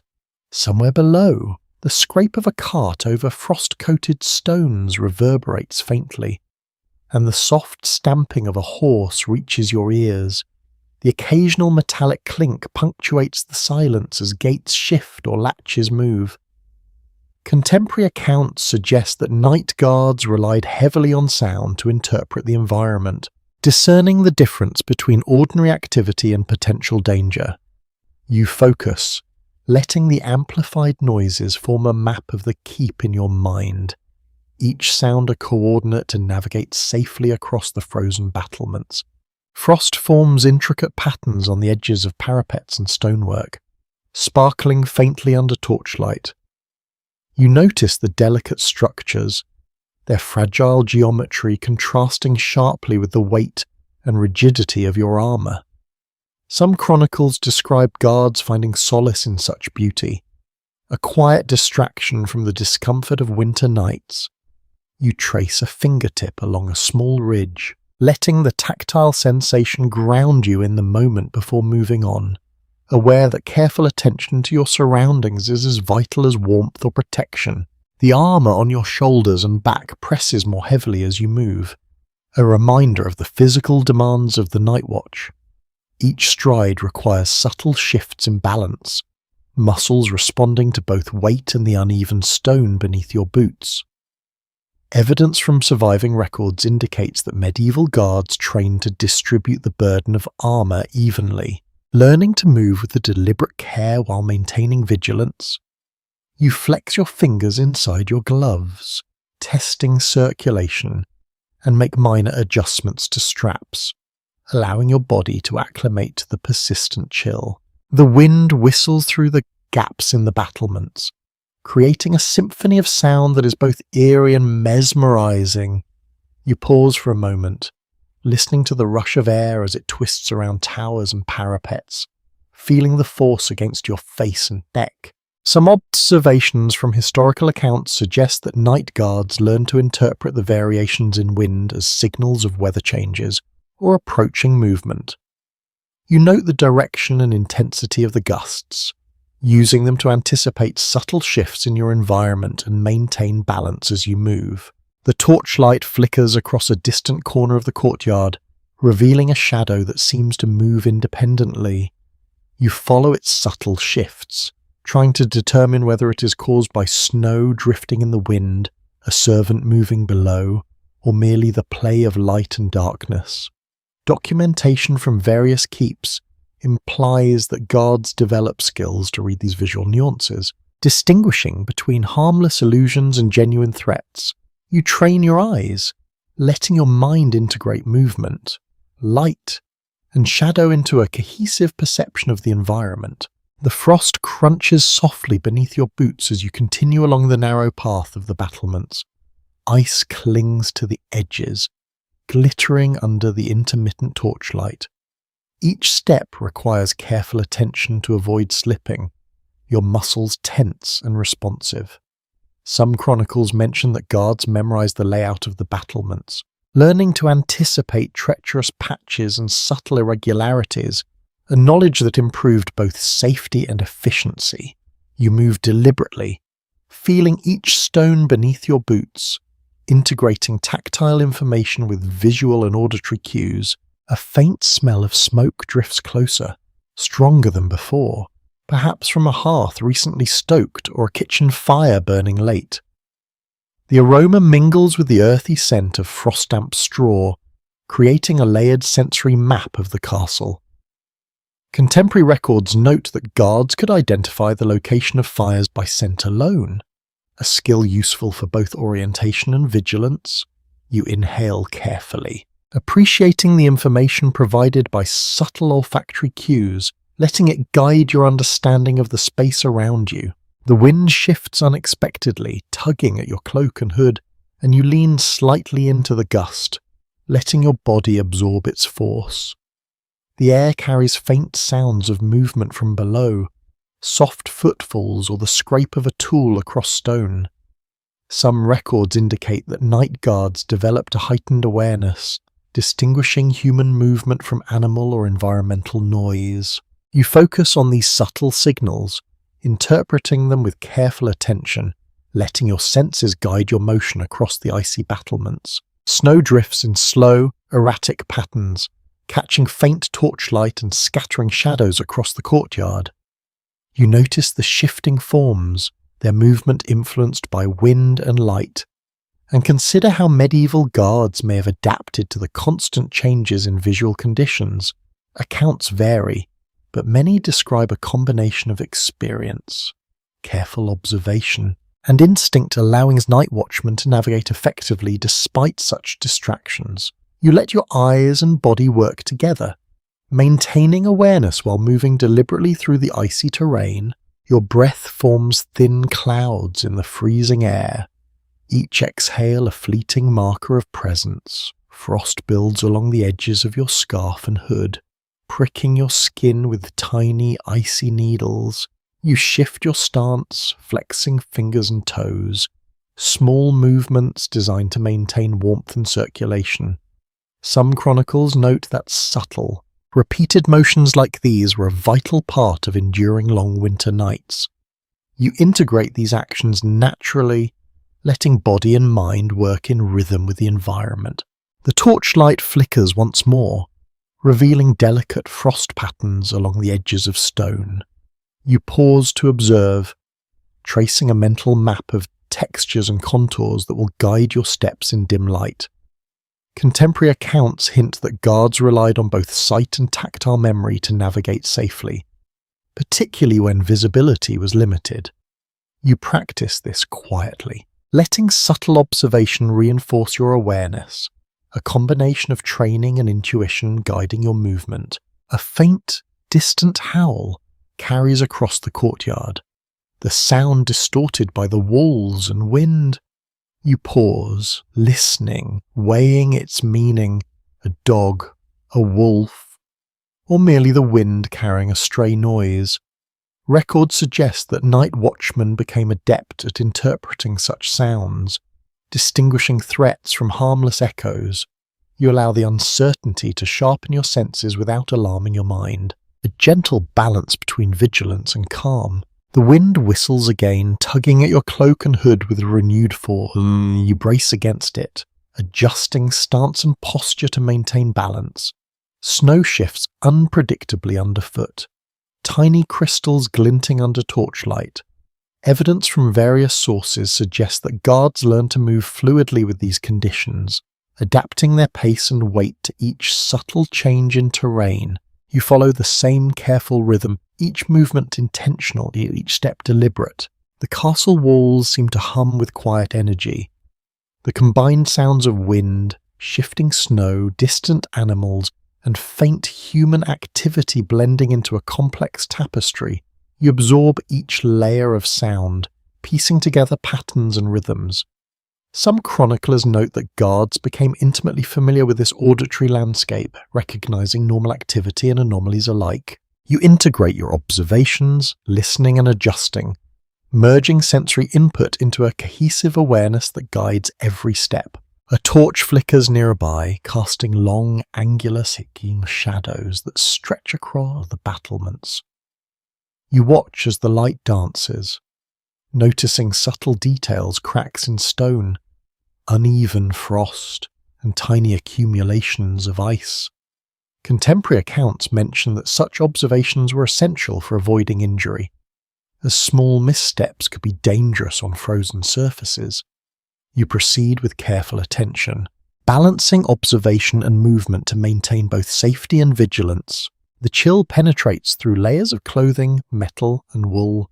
You adjust straps, shift weight, and flex stiff fingers and toes. Some records describe guards developing personal techniques for warmth, including subtle stretches or pacing routines. You adopt these small strategies naturally, combining movement with observation to endure the long night while remaining alert. Faint shadows shift across the courtyard, creating illusions that play tricks on perception. You notice the changing forms and remain patient, letting careful observation differentiate between reality and imagination. Accounts from medieval sources suggest that guards relied on both experience and intuition to interpret these visual ambiguities accurately. You follow that same careful awareness, integrating perception and instinct. Your breath comes slowly, rhythmically, forming fleeting clouds in the frozen air. Frost pricks at exposed skin, while torchlight flickers across your armor. The interplay of weight, cold, and observation creates a delicate balance of endurance. You focus on each small gesture, from adjusting straps to shifting footing, each a necessary component of survival. Evidence indicates that such careful attention allowed guards to endure the relentless nights of winter watch without succumbing to fatigue or injury, or the cold presses against your body relentlessly as you continue along the battlements, each breath a visible puff dissolving into the night. Your toes feel stiff inside your boots, the sensation crawling slowly upward as if testing your endurance. You shift your weight, stamping lightly on icy patches, flexing fingers inside gloves to keep circulation alive. Smoke from distant hearths drifts upward, mingling with the crisp scent of snow, forming a sensory map of warmth and cold across the castle. You inhale deeply, letting the mix of aromas anchor your presence while the chill gnaws insistently at every exposed surface. Snowdrifts crunch underfoot, each step a reminder of the uneven terrain. You feel the weight of armor on your shoulders, restricting movement yet providing essential protection. Evidence from contemporary accounts indicates that night guards learn to move deliberately with the constraints of armor, distributing weight evenly and conserving energy while maintaining vigilance. Every motion becomes a negotiation with the environment, balancing warmth, stability, and alertness as the hours stretch onward. The wind shifts suddenly, whistling through the gaps in the stonework, tugging at your cloak and hood. You brace yourself, leaning slightly into the gusts, feeling their sharpness on exposed skin. Some chronicles describe guards interpreting variations in wind as signals of weather changes or potential movement nearby. You allow your senses to expand, using touch, sight, and hearing in harmony, transforming the wind into an active element in your vigilance rather than merely a discomfort. Your fingers brush along the frost-crusted parapet, the rough texture grounding you in the moment. Tiny icicles cling to the edges, glittering faintly in torchlight. An intriguing observation from period manuscripts notes the guards occasionally pause to appreciate these fleeting patterns of ice and frost. Small beauties amidst the harshness of the night. You allow yourself a brief moment to trace the delicate shapes, feeling both the cold prickle and the odd satisfaction of noticing life in miniature forms. The shadows stretch long and thin across the battlements. Thrown by flickering torchlight, you notice subtle movements, shapes that shift as the wind alters the flames. Records suggest that guards became adept at interpreting these visual cues, distinguishing harmless illusions from real threats. You follow the same practice, letting eyes and mind work together to map the environment, finding reassurance in careful observation and measured steps. Your breath forms steady clouds in the frozen air, rising and dissolving in rhythm with your movements. You exhale slowly, feeling a transient warmth in your lungs, and flex fingers and toes to stave off the creeping numbness. Some accounts note that small, repeated exercises like these were essential to maintaining body temperature during long winter watches. You adapt instinctively, blending motion, breath, and attention into a subtle routine that carries you forward without conscious strain. A distant sound catches your attention, faint but deliberate. Perhaps it is a horse shifting in its pen or a gate latch moved by a tired guard. Evidence indicates that experienced night watchmen could discern subtle differences in sound, identifying regular activity versus unusual disturbances. You focus on these auditory cues, letting your mind interpret each noise while maintaining calm, alert posture. Each detection is a small reassurance, a confirmation that your awareness remains sharp despite fatigue and cold. The torchlight flickers again, revealing intricate frost patterns along stone edges and parapets. You trace the textures with your gloved fingertips, integrating tactile feedback with visual cues to navigate safely. Some contemporary observers noted that tactile memory was a vital skill for guards, enabling them to move confidently even when light was limited or deceptive. You practice the integration of touch and sight, your attention flowing smoothly across senses to create a coherent perception of the environment. The chill seeps deeper into your armor, metal conducting cold with every movement. You adjust straps carefully, releasing tension in shoulders and back while ensuring protection remains intact. Documentation hints that medieval guards repeated such minor adjustments frequently, a ritual that helped maintain comfort and prevent injuries caused by stiff or constricting armor. You flex joints slowly, aware of the subtle improvements in circulation and posture, letting your body settle into the rhythm of endurance. The wind carries a faint, distorted howl, a sound that could be an animal or merely the twisting air. You pause, listening, noting its pitch and source. Some chronicles suggest that guards interpreted these noises as natural events unless repeated or irregular, refining instinct and attention to separate imagination from reality. You remain patient, letting caution guide your focus without succumbing to alarm. Faint, distant lights flicker across the courtyard below, marking hearths and torches in authentic sections of the keep. You note the differences in brightness and shadow, recognizing how wind and frost alter perception. Accounts vary on how accurately guards could gauge distance and a movement at night, but attention to light and shadow is universally emphasized as essential.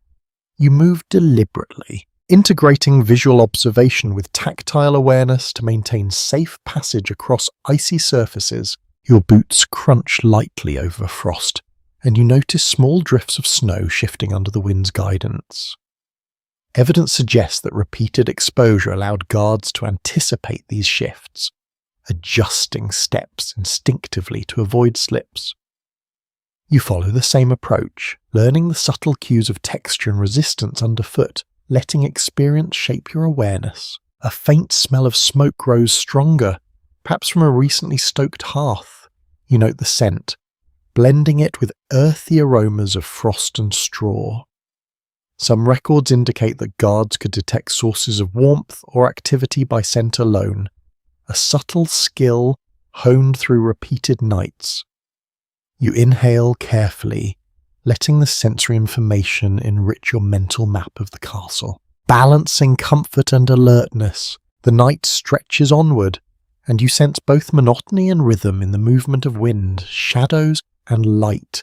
Tiny adjustments of cloak, posture, and armour continue as habitual responses, each small gesture maintaining warmth, focus, and stability. Some contemporary accounts note that such disciplined attention was critical to surviving long winter nights without losing alertness or succumbing to exhaustion.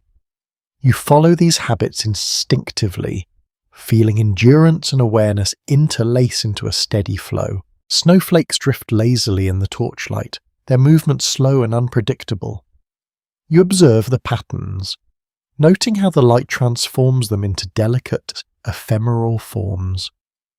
An intriguing observation from period chronicles records that guards often found small joys in such details, brief distractions that offered comfort without compromising vigilance. You allow yourself a quiet appreciation, integrating the beauty of the moment into the ongoing rhythm of your watch. The courtyard below remains muffled, every sound absorbed and softened by layers of snow. You hear distant movements, the subtle scrape of tools, the occasional shuffle of boots, all forming a layered auditory map. Evidence suggests that guards became adept at reading these sounds, distinguishing ordinary castle activity from anomalies that might signal danger. You listen closely, passing each subtle shift, refining instinct and patience in the still night. The frost under your fingers glints in the torchlight as you trace familiar patterns along stone edges. Your attention shifts between touch and sight, integrating each observation into a clear mental image. Some accounts indicate that this multi-sensory approach was critical to navigating safely and efficiently at night. You follow the practice, combining observation, movement, and awareness into a coherent strategy for enduring the cold. Your shoulders ache slightly under the weight of armour, a persistent reminder of the physical demands of the night watch. You adjust straps, flex joints, and shift stance, small actions that preserve mobility and alertness. Documentation hints that guards repeated these adjustments throughout winter nights, maintaining efficiency and comfort through careful, deliberate movements. You adopt these techniques naturally, letting habit guide subtle changes in posture. The wind swirls around corners, tugging lightly at your hood and cloak, carrying faint noises that require your attention. You pause, letting your senses absorb every nuance. Records suggest that the most vigilant guards could anticipate environmental changes and subtle sounds, responding almost instinctively to potential hazards. You maintain a careful balance between observation and calm, letting awareness flow through body and mind. The torchlight flickers once again, casting elongated shadows across frost-laden surfaces. You study the interplay of light and stone, noticing subtle variations in texture, elevation, and frost coverage. Some chroniclers noted that guards relied heavily on visual memory and careful attention to detail, learning to recognize safe paths and hidden hazards even in poor light. You integrate this into your movements, maintaining vigilance while navigating the icy battlements. The darkness carries sounds that make the night feel alive.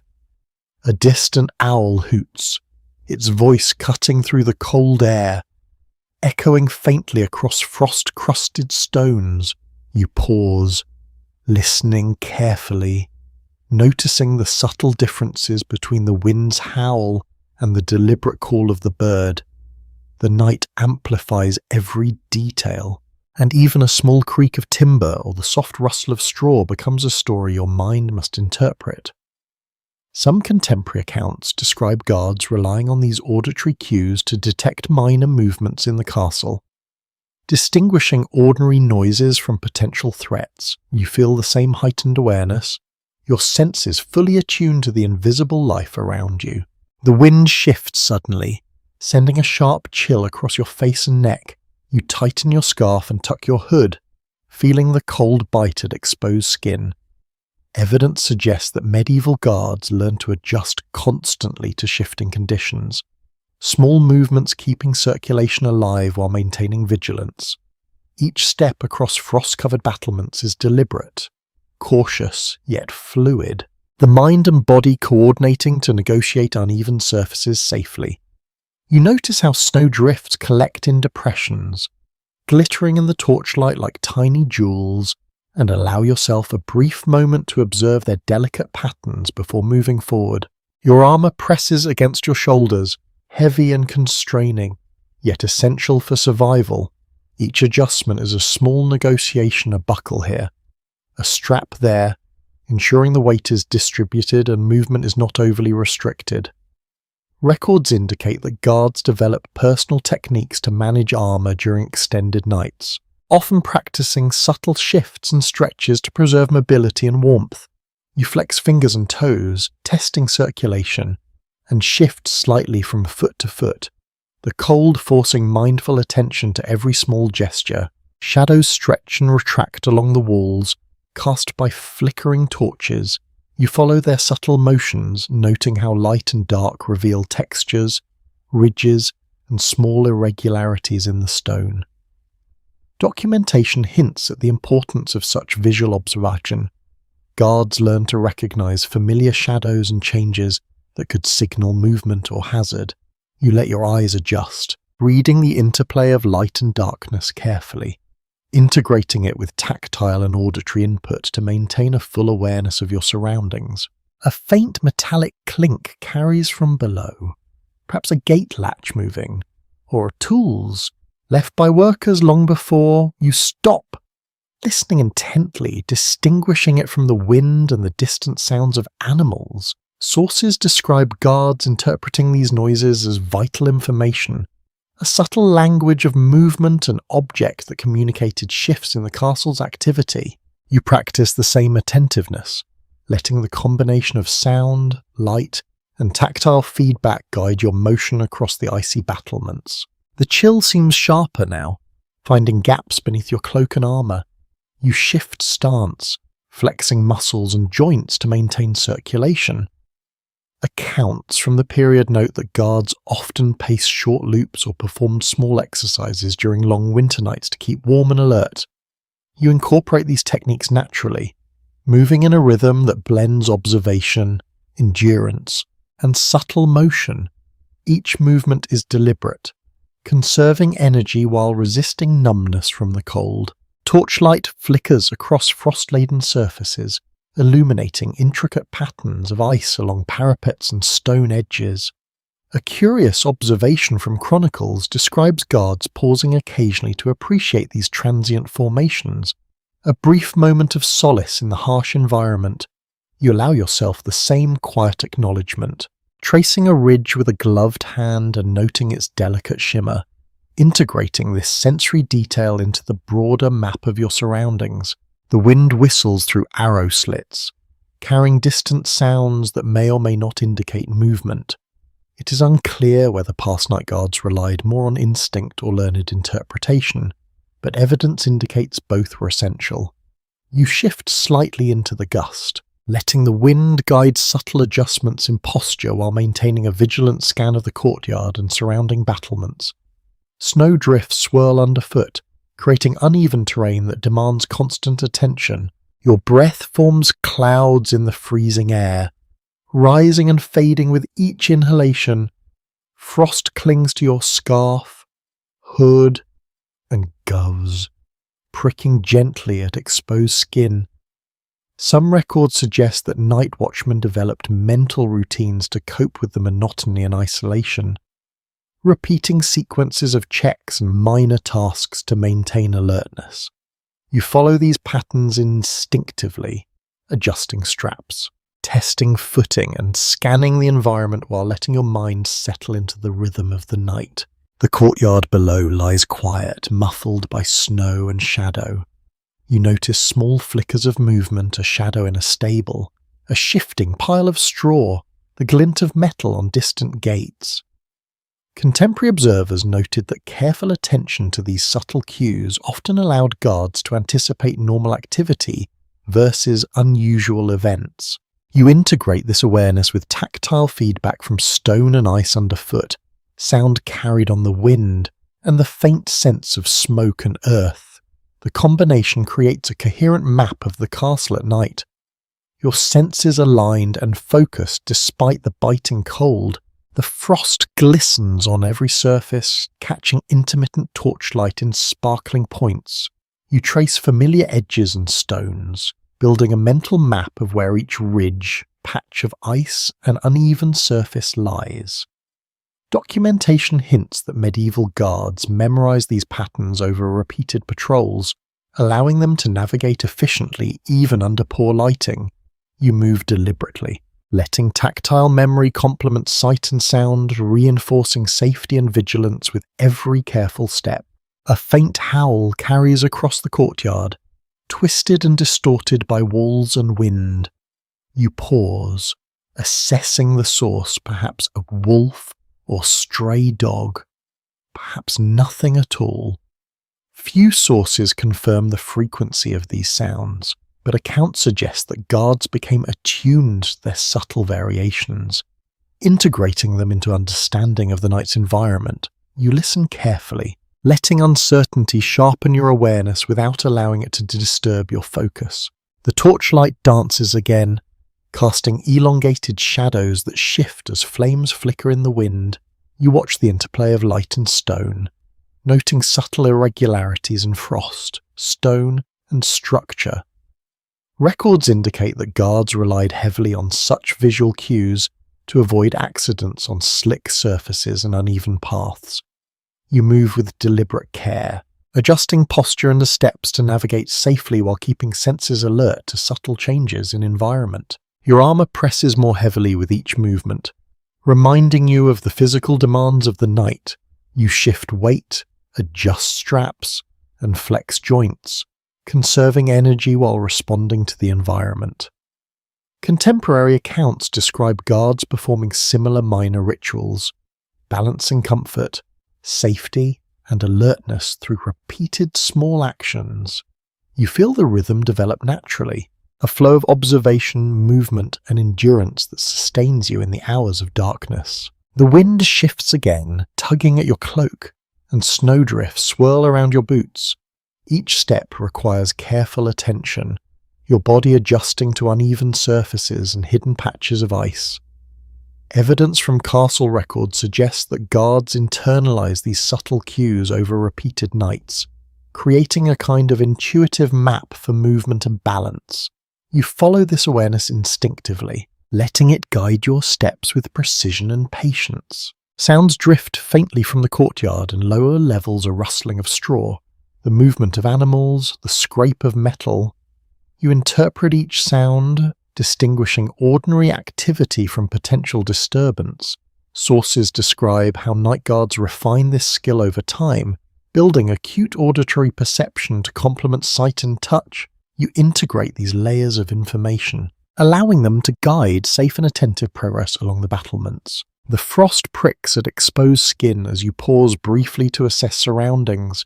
Your breath forms small clouds, and the torchlight highlights frost crystals that cling to stone and metal.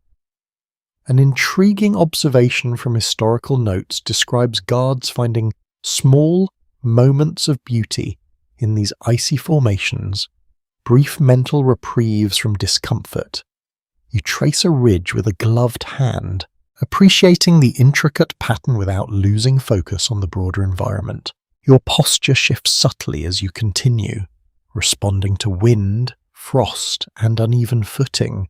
The castle walls provide both shelter and constraint, a framework within which you must move carefully. Contemporary accounts suggest that such nuanced bodily awareness was essential to surviving long winter nights, balancing endurance, protection, and attentiveness. You adjust your stance, flex joints, and proceed with measured, deliberate steps. The night stretches on, filled with wind, frost, and intermittent torchlight. You feel both fatigue and heightened awareness, a combination that defines the experience of the night watch. Records indicate that endurance, patience, and subtle attention to the environment were the most valuable skills a guard could possess. You continue forward, breathing steadily, moving carefully, and letting the rhythm of observation and motion carry you through the frozen darkness. The armor feels heavier with each passing hour, pressing into shoulders and back as you continue your patrol along the frost-covered battlements.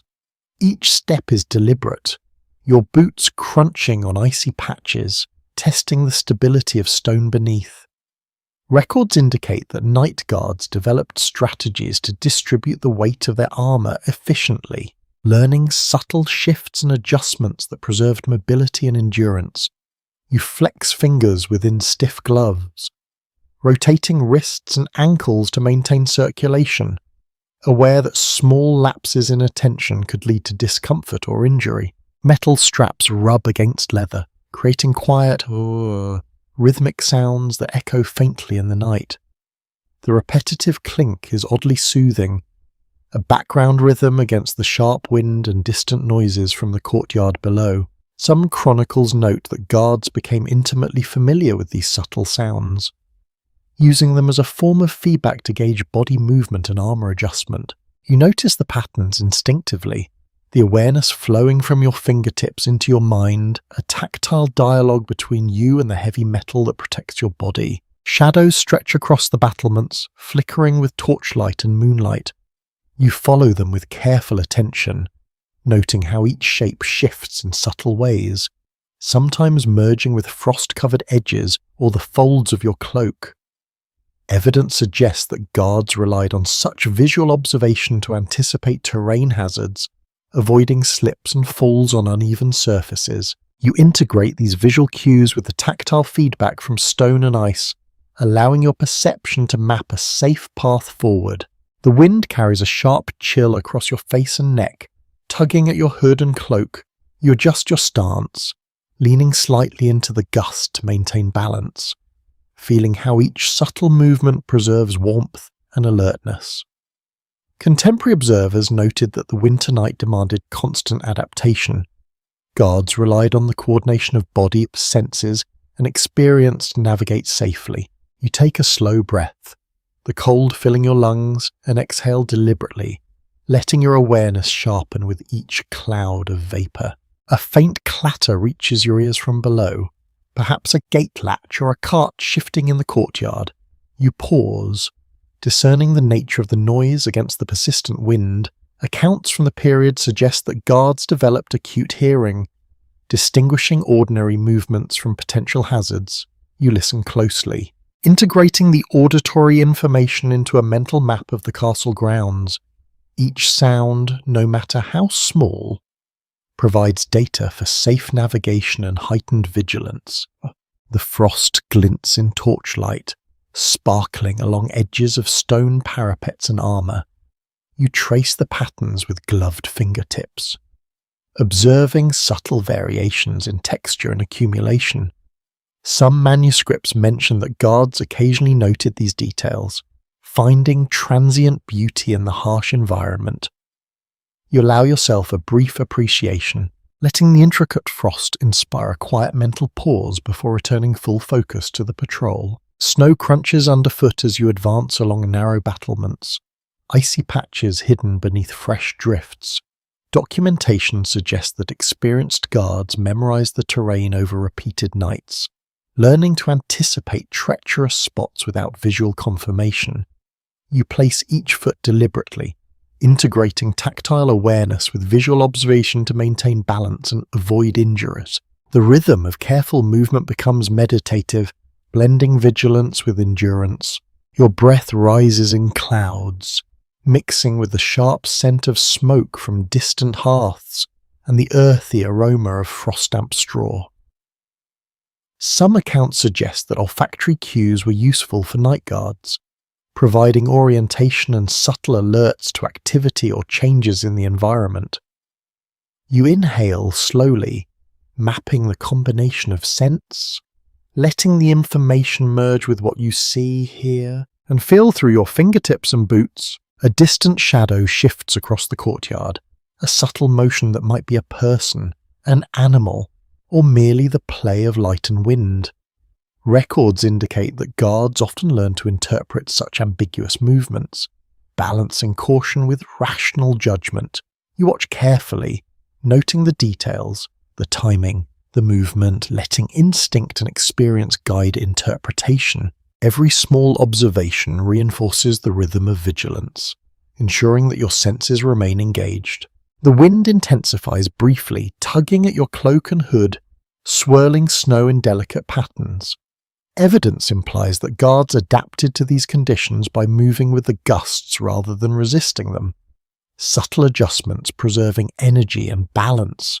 You follow the same method, leaning and stepping with the wind, letting your body respond naturally while maintaining awareness of footing and surroundings. The torchlight flickers again, casting elongated shadows that dance across frost-covered surfaces. You follow the shifting forms, noting cracks, ridges, and accumulations of ice. Some sources suggest that guards use these visual variations to identify safe paths and avoid slips or hidden hazards. You move with deliberate care, integrating visual, tactile, and auditory information into a coherent understanding of the battlements and surrounding courtyard. The chill bites at your hands and face, and seeking any unprotected space, you shift posture, adjusting steps, stretching fingers and toes, maintaining warmth and circulation. Contemporary accounts describe guards performing these subtle movements continuously throughout the night. A combination of necessity and habit, you adopt these measures instinctively, your body learning to respond to the environment even as your mind focuses on observation and caution. A faint, distorted howl carries across the keep, perhaps a dog, a wolf, or the twisting wind itself. Few records confirm the frequency or source of such sounds, but accounts suggest guards developed familiarity with these noises. Recognizing patterns and anomalies, you pause, listening carefully, integrating the uncertain signal into your mental map, neither alarmed nor dismissive, only attentive. Snowflakes drift in slow spirals, catching torchlight and glinting faintly. You notice their movement across parapets and ridges, appreciating the delicate patterns without distraction from your vigilance. Some chroniclers recorded moments when guards found these details calming, brief respites that allowed focus to remain sharp while offering small sensory pleasure. You trace a snowflake's path with a gloved hand, observing its ephemeral beauty as it settles into the larger rhythm of the night. The courtyard below lies quiet, muffled by snow, shadows, and distance. You detect subtle motions, straw shifting, a hoof stamping, a shadow flicking across a gate. Accounts from the period suggest that guards integrated auditory and visual cues to predict activity. Enhancing alertness, you incorporate these subtle signals into your ongoing observation, blending instinct, memory, and acute attention to remain safe and aware. The frost beneath your boots glistens as torchlight passes, forming tiny crystalline landscapes along uneven stone. Evidence suggests that guards often memorize these tactile and visual cues, creating an intuitive map to navigate efficiently. You follow these subtle markers, integrating them into each careful step, allowing rhythm and awareness to merge seamlessly. The weight of armor, the chill of winter, and the rhythmic motion of patrol create a strange meditative state. Documentation notes that guards learn to rely on pattern recognition, sensory integration, and subtle ritual to endure long winter nights. You feel the same rhythm settling into your body, a quiet harmony of observation, endurance, and patience that carries you through the hours of darkness. A hush settles over the castle walls, and the night feels heavier, almost tangible, as you continue your patrol, Frost glints on the parapets, each crystal catching torchlight for a brief moment before darkness swallows it again. You notice subtle movements in the shadows, fleeting glimpses of shapes that vanish as quickly as they appear. Some accounts from medieval observers suggest that night guards often interpreted such fleeting forms as omens, while others treated them as simple tricks of light and wind. You let your eyes follow the shifting shadows, integrating what you see with the textures under your fingertips and the sounds carried on the wind. The chill presses inward, seeping beneath layers of wool and leather. You adjust straps and shift your shoulders, feeling the weight of armour settle differently with each step. Records indicate that long winter nights demanded constant attention to both clothing and posture, as small lapses could lead to discomfort or frostbite. You flex fingers and toes, rotate wrists, and breathe steadily, keeping your body alert while moving deliberately across the icy battlements. A faint noise rises from the courtyard below, the scrape of metal against stone or a gate moving slightly in its hinges. You pause, listening closely, passing it from the persistent wind. Documentation suggests that guards developed acute listening skills, distinguishing between normal castle sounds and subtle signals of the unusual activity. You focus on the noise, allowing your instincts to guide your assessment without immediate alarm. Snowdrifts swirl around your boots as gusts of wind move unpredictably through the battlements. Evidence indicates that guards adapted their movements to shifting conditions, leaning into gusts and placing feet carefully on uneven surfaces.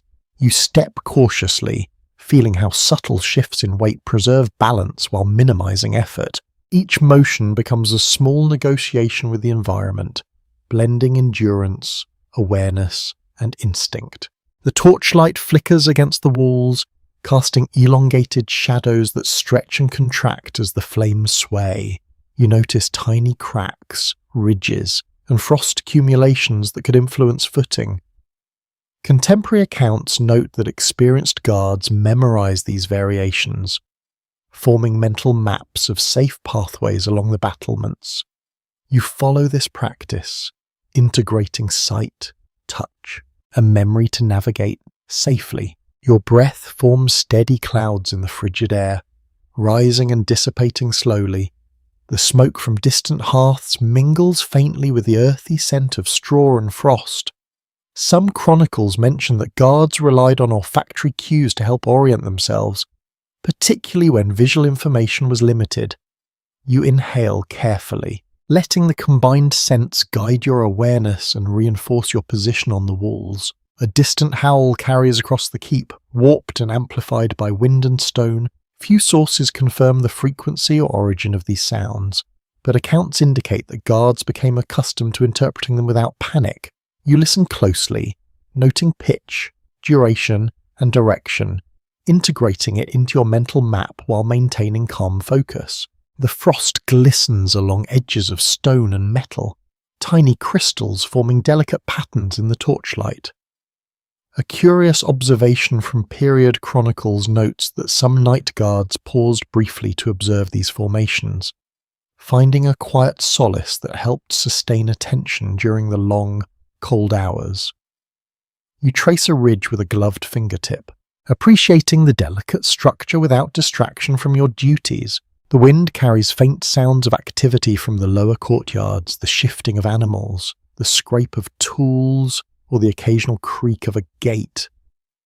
Evidence suggests that night watchmen became highly attuned to these subtle cues, integrating auditory information with visual and tactile awareness to maintain safety and vigilance. You absorb the details, your senses weaving together a coherent understanding of the environment. The torchlight flickers once more, revealing frost patterns that sparkle faintly along the parapets. Documentation hints that guards often relied on such visual cues to navigate safely, avoiding slips and hidden hazards. You move deliberately, integrating the tactile information under your boots and fingertips with the shifting light patterns, creating a multi-sensory map of the battlements. The chill penetrates deeply despite layers of clothing and armour. You shift your stance, adjust straps, and flex joints to maintain warmth and circulation. Some accounts describe guards developing small, repeated routines to sustain energy and alertness. You adopt similar movements naturally, keeping muscles engaged while observing the surroundings attentively. Shadows twist and stretch as torch flames flicker, and your eyes follow the subtle shifts. Contemporary observers noted that guards became adept at interpreting changes in light and shadow, learning to recognize signs of movement or environmental shifts. You integrate this skill, maintaining constant awareness while moving along icy surfaces. A distant scrape of metal echoes faintly, the sound ambiguous yet compelling. Records suggest that guards refined their attention to such nuances, interpreting subtle noises as either harmless or potentially significant. You pause briefly, listening and analysing, allowing instinct to guide your assessment without tension or haste. Snow crunches lightly beneath your boots, shifting slightly with each step. Evidence implies that repeated exposure allowed guards to anticipate slippery patches and adjust movement instinctively. You place each step carefully, integrating tactile sensation with visual cues to maintain stability. The weight of armor, cold and repetitive motion creates a meditative rhythm. Some chroniclers describe night watchmen entering a state where attention, endurance, and subtle movement merged, sustaining them through hours of vigilance. You notice the same rhythm developing in your body, a quiet harmony between observation and endurance that carries you forward. The courtyard below remains muted by some snow and shadow. Subtle movements, shifted straw, hoof taps, or shadows cast by torchlight inform your perception of ongoing activity. Contemporary sources note that guards relied on such cues to maintain awareness and anticipate potential hazards. You integrate them carefully, blending sensory input into a coherent map of surroundings. Your breath rises in steady clouds, each exhale dissolving in the cold. Frost clings to your scarf, gloves, and hood, pricking gently at exposed skin. Records indicate that deliberate breath control and repeated movements helped guards maintain warmth and alertness during extended watches. You adopt these techniques, allowing movement, breath, and observation to fuse together naturally. The torchlight casts flickering patterns along parapets and frost, highlighting subtle textures of stone and ice. Some sources describe guards using these visual details to navigate safely, reinforcing memory and spatial awareness. You follow the same practice, moving deliberately and integrating sight, touch, and memory into a cohesive understanding of your environment. The wind carries faint, distorted sounds, the origin ambiguous yet noticeable. Few accounts detail the frequency of these noises, but guards often learn to interpret them without panic, integrating the auditory cues into their overall awareness. You pause briefly, letting the wind's whispers and distant sounds guide your attention, blending vigilance with calm. Snow swirls lightly in torchlight, drifting across parapets and footprints, forming ephemeral patterns. Documentation hints that guards occasionally appreciated these small aesthetic details, brief comforts that offered subtle mental reprieve. You note the patterns briefly, allowing a quiet acknowledgement before focusing again on movement, footing, and observation. The cold presses deeper, challenging endurance, yet you continue with deliberate care. Each step, each breath, each adjustment of armor reinforces your presence in the night. Contemporary records suggest that sustained attention, combined with awareness of environment and body, was essential for surviving the harsh winter hours. You move carefully, letting rhythm, observation, and endurance guide your passage along the battlements. The patrol follows a practiced rhythm, your boots crunching lightly on frost-covered stones as you move along the battlements. Each loop feels both mundane and sacred, the repetition giving structure to the long hours of night. You trace the edges of parapets with gloved fingers, feeling the uneven stone beneath and noting tiny frost ridges that could cause slips. Some chronicles describe guards performing similar routines, their movement a combination of necessity and ritual, ensuring that both body and mind remained alert during cold, lonely hours. You find a quiet satisfaction in the ritual, the repetition grounding you as much as it prepares you for vigilance. The wind carries distant sounds across the castle, a hoot of an owlsea, the scrape of metal, faint voices from servants completing last tasks. Each noise is subtle, yet amplified by the stillness of night.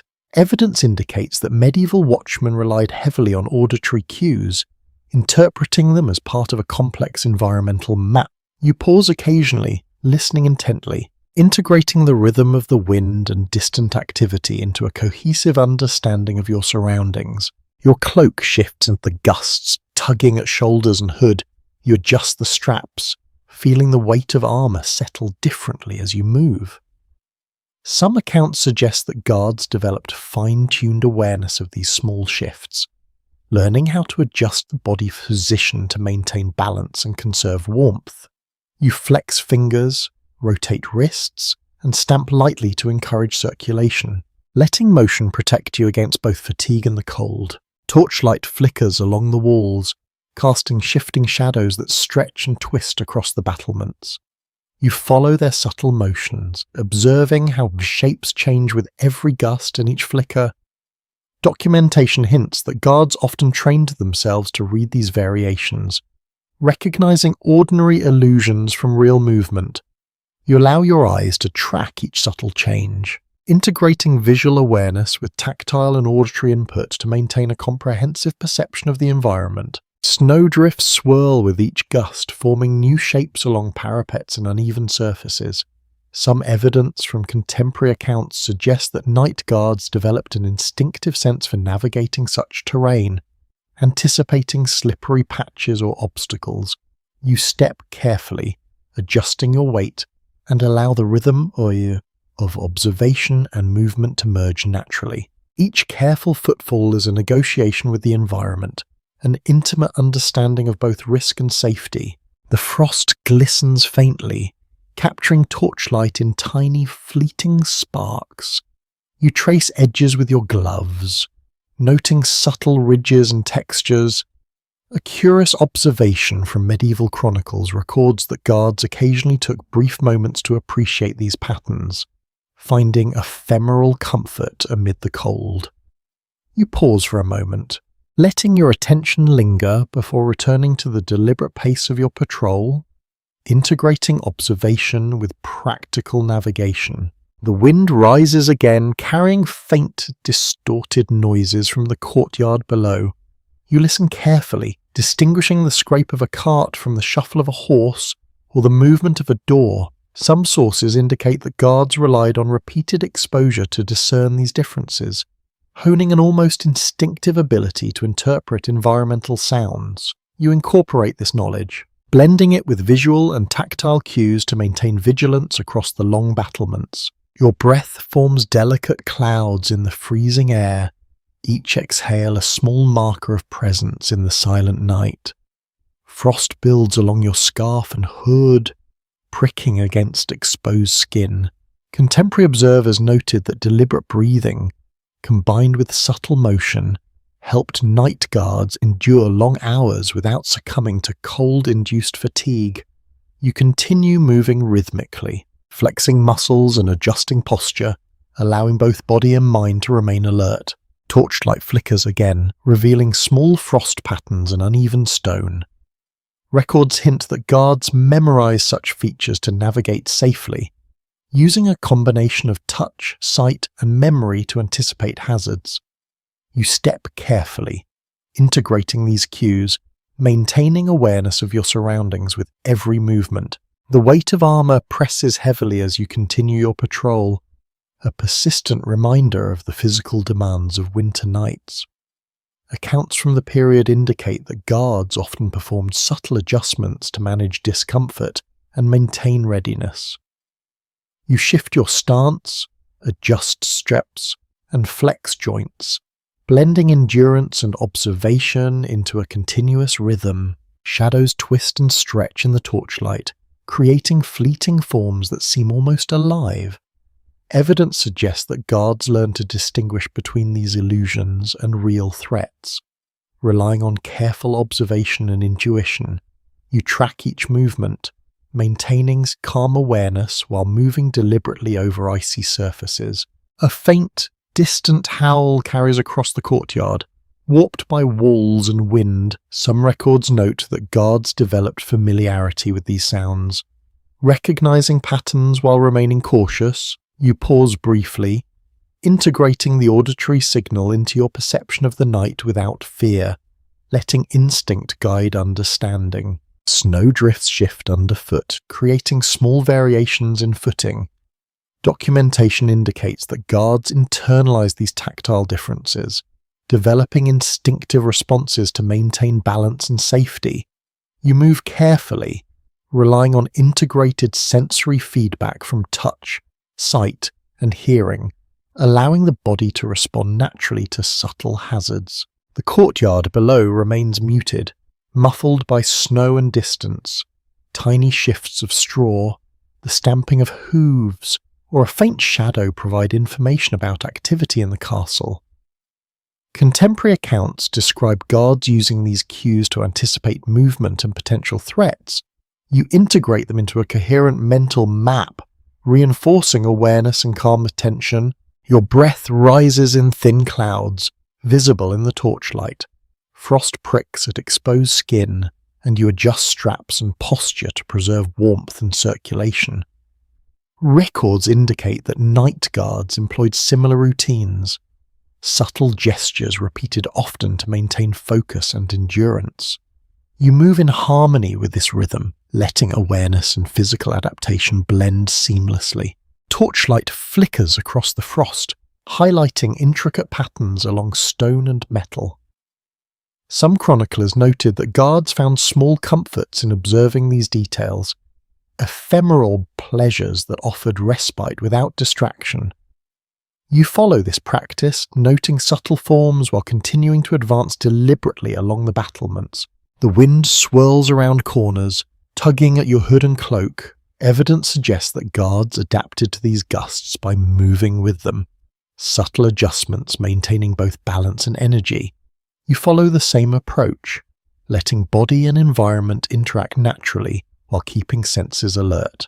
The rhythm of patrol, the crunch of snow, and the interplay of frost, wind, and torchlight create a hypnotic cadence. Contemporary sources indicate that endurance, observation, and awareness merged into a meditative state for many guards, sustaining them through long winter nights. You notice the same rhythm developing, a quiet harmony that carries you through the hours of darkness. The battlements are slick with frost and ice, each step demanding careful placement to avoid slipping. Snow has drifted into tiny mounds along the edges, catching torchlight in a soft, silvery glow. You shift your weight deliberately, feeling the subtle give beneath your boots and adjusting to maintain balance. Records from medieval keeps suggest that guards developed an instinct for these variations, learning the safest routes over repeated patrols. Your body follows the rhythm of observation, integrating tactile awareness with visual cues to move safely. The wind rises suddenly, pushing at your cloak and tugging at your hood. You lean slightly forward, letting the gusts guide subtle adjustments in stance while keeping your eyes on the frost-laden stones ahead. Contemporary accounts note that winter patrols demanded constant attention to posture and movement to conserve energy and reduce the risk of injury. You flex joints, rotate wrists, and shift shoulders, keeping circulation alive while maintaining alertness. Torchlight flickers, casting elongated shadows that stretch and twist across the battlements. You notice the subtle play of light on ice crystals, the way frost patterns form along edges of stone and metal. A curious observation from chronicles mentions that some night guards paused briefly to watch these delicate forms, finding fleeting beauty in a moment of calm amid harsh condition. You allow yourself a brief glance, appreciating the small detail while remaining focused on movement and vigilance. Snowdrifts swirl across the battlements, shifting unpredictably in the gusts of wind. Some sources describe guards adapting by stepping carefully and reading subtle cues in the texture and depth of snow. You place each foot deliberately, allowing tactile feedback from boots to guide movement, integrating sensation with visual observation to maintain safe passage. Every step is purposeful, a combination of endurance, awareness, and instinct that develops over long nights of patrol. The armor pressing against your shoulders feels heavier as the night wears on. You adjust straps and fastenings carefully, redistributing weight to reduce fatigue. Evidence suggests that medieval guards perform such micro-adjustments routinely, blending protection with mobility. You flex fingers and toes, testing circulation and releasing stiffness, maintaining subtle readiness for both movement and observation. A faint metallic sound carries from the courtyard below. It could be a gate latch, a tool, or a shift of equipment left by earlier workers. Records indicate that night guards developed acute auditory sensitivity, distinguishing ordinary castle noises from unusual movements that might signal danger. You listen carefully, interpreting subtle shifts without reacting hastily, letting focus guide judgment. The frost glistens faintly in torchlight, highlighting tiny ridges along stone edges. You trace the textures with gloved fingertips, integrating tactile and visual awareness to navigate safely. Some accounts describe guards memorizing these patterns, creating an intuitive map of surfaces and safe pathways. You allow your hands to read the stone, reinforcing mental awareness while preserving careful movement. Your breath forms clouds in the freezing air, rising and dissolving slowly. Smoke from distant hearths mingles faintly with the crisp, earthy aroma of snow and straw. Contemporary sources indicate that guards used scent to orient themselves, detecting sources of warmth or activity in the castle. You inhale deliberately, letting sensory information complement sight and touch to maintain awareness. Shadows shift as torch flames dance in the wind, stretching across battlements and parapets. Evidence suggests that guards relied on these subtle visual cues to anticipate terrain hazards, adjusting steps to avoid slips or hidden edges. You watch each flicker carefully, integrating it with tactile cues underfoot, auditory information from the wind, and faint scents drifting from below.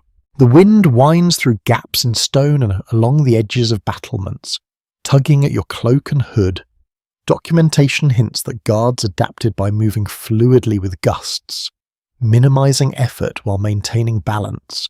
You lean into the wind slightly, letting the body respond naturally while preserving awareness of footing and surroundings. Snowflakes drift slowly, catching torchlight and forming ephemeral patterns in the air. Contemporary observers recorded that some guards found these moments calming, fleeting pleasures that offered subtle mental reprieve during long, cold nights. You allow a brief appreciation, noticing shapes and patterns before returning attention to the careful rhythm of movement and observation. The courtyard below remains muted, every noise softened by snow and distance. You detect subtle movements, straw shifting, a horse shifting its weight, the faint scrape of metal. Sources indicate that guards integrated such minor observations into a broader mental map, helping anticipate routine activity and recognize unusual events. You incorporate this information, blending it with sight, touch, and hearing to maintain situational awareness. Torchlight illuminates frost crystals along parapets and stones, tiny prisms reflecting a delicate glow. Some records suggest that guards memorize these visual cues to navigate safely and efficiently.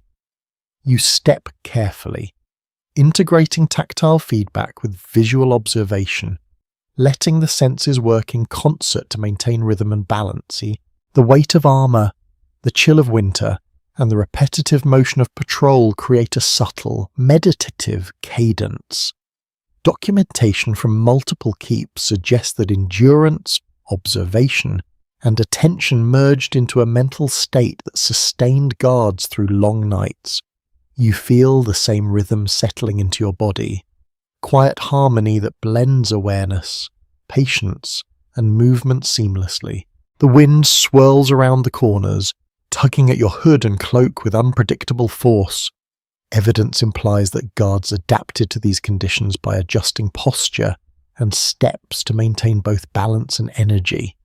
You follow this instinct, letting body and environment interact naturally while keeping senses alert to changes in the terrain. The torchlight flickers again, casting fleeting shadows across frost-covered battlements. You notice minute variations in texture, elevation, and ice accumulation. Contemporary observers noted that such visual awareness was essential for avoiding slips and navigating safely across icy surfaces. You integrate these details with tactile feedback from boots and hands, maintaining steady, deliberate movement, snow crunches underfoot, shifting subtly with each step. Documentation suggests that guards internalize these tactile variations, creating instinctive responses to maintain balance and stability.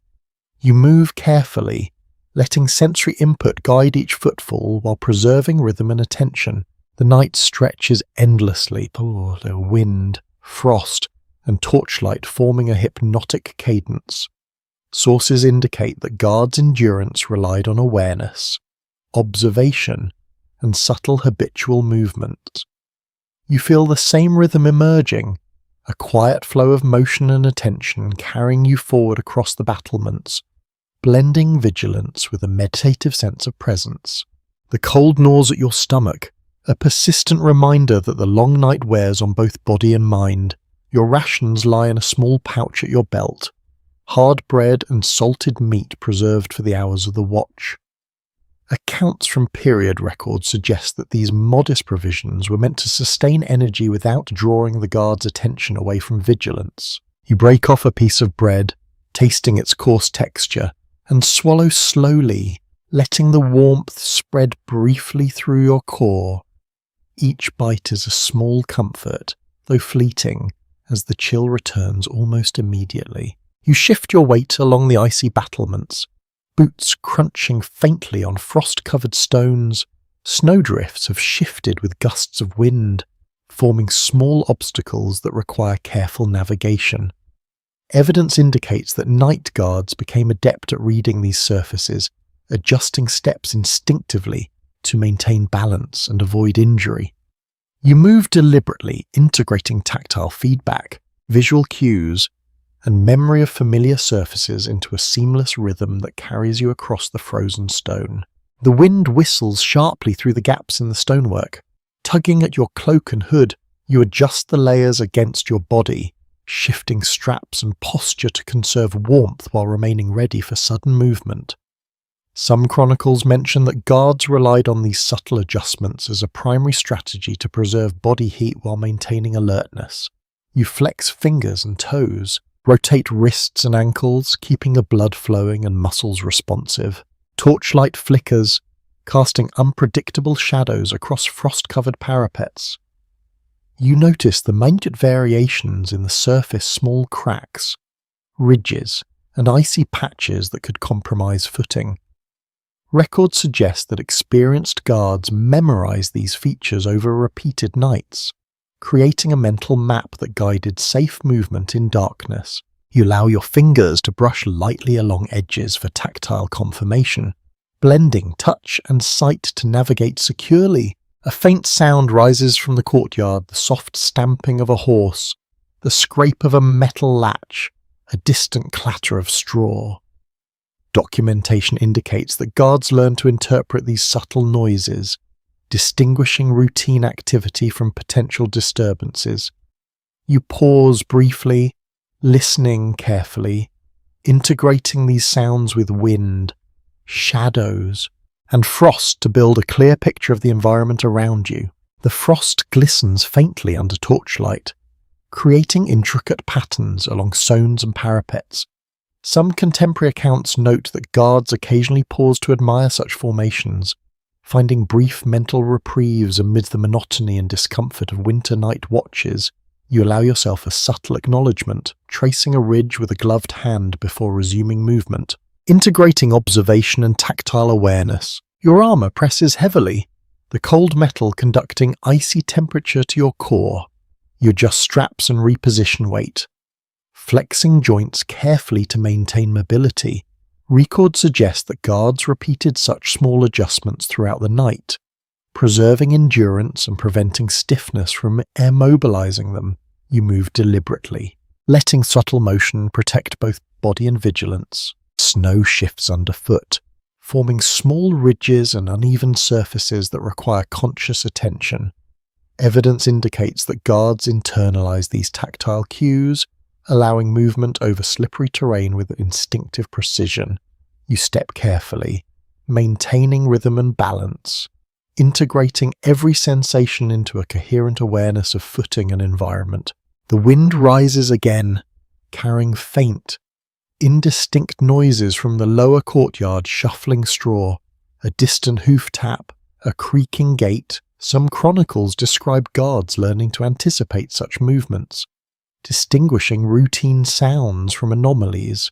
You listen attentively, allowing perception to guide your next steps, merging instinct with experience. Torchlight flickers across frost and stone, revealing subtle ridges and crystalline formations.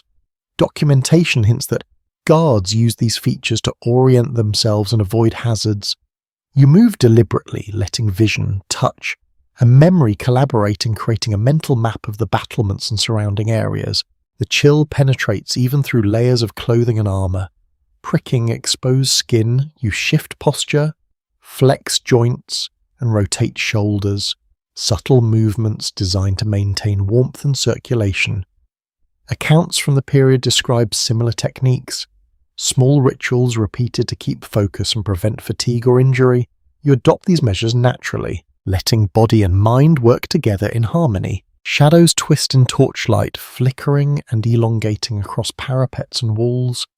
Evidence indicates that guards learn to differentiate between ordinary illusions and real threats. Honing visual awareness is a vital skill. You follow this practice, observing subtle changes while maintaining deliberate movement across icy surfaces. A faint howl drifts across the keep, distorted by walls and wind. Some records suggest that guards became familiar with such noises, recognizing patterns while remaining vigilant. You pause briefly, listening, integrating the sound into the broader understanding of environmental cues without alarm. Snow swirls in gusts, drifting across parapets and footprints. Contemporary observers noted that guards adapted their movements to these subtle shifts, anticipating changes in terrain and adjusting steps instinctively. You move deliberately, letting tactile, the visual, and auditory information merge into a coherent flow that preserves both balance and alertness. Your breath rises in visible clouds, each exhale a reminder of cold and persistence. Frost pricks your gloves, hood, and scarf, subtle yet constant. Some accounts mention that deliberate, rhythmic breathing helped guards endure long winter nights without succumbing to fatigue. You continue moving, integrating breath, motion, and attention to maintain readiness. Torchlight dances across frost-covered surfaces, highlighting delicate ridges and irregularities in stone. Evidence suggests that guards memorize these details over repeated patrols, allowing navigation with confidence despite poor lighting. You follow this example, integrating tactile and visual cues into each careful step. The night stretches endlessly, wind, frost, and flickering torchlight forming a meditative rhythm. Sources indicate that guards developed endurance through awareness, repetition, and subtle bodily adjustments. You feel this same rhythm settling in, a quiet harmony of observation, motion, and endurance that carries you forward along the frozen battlements.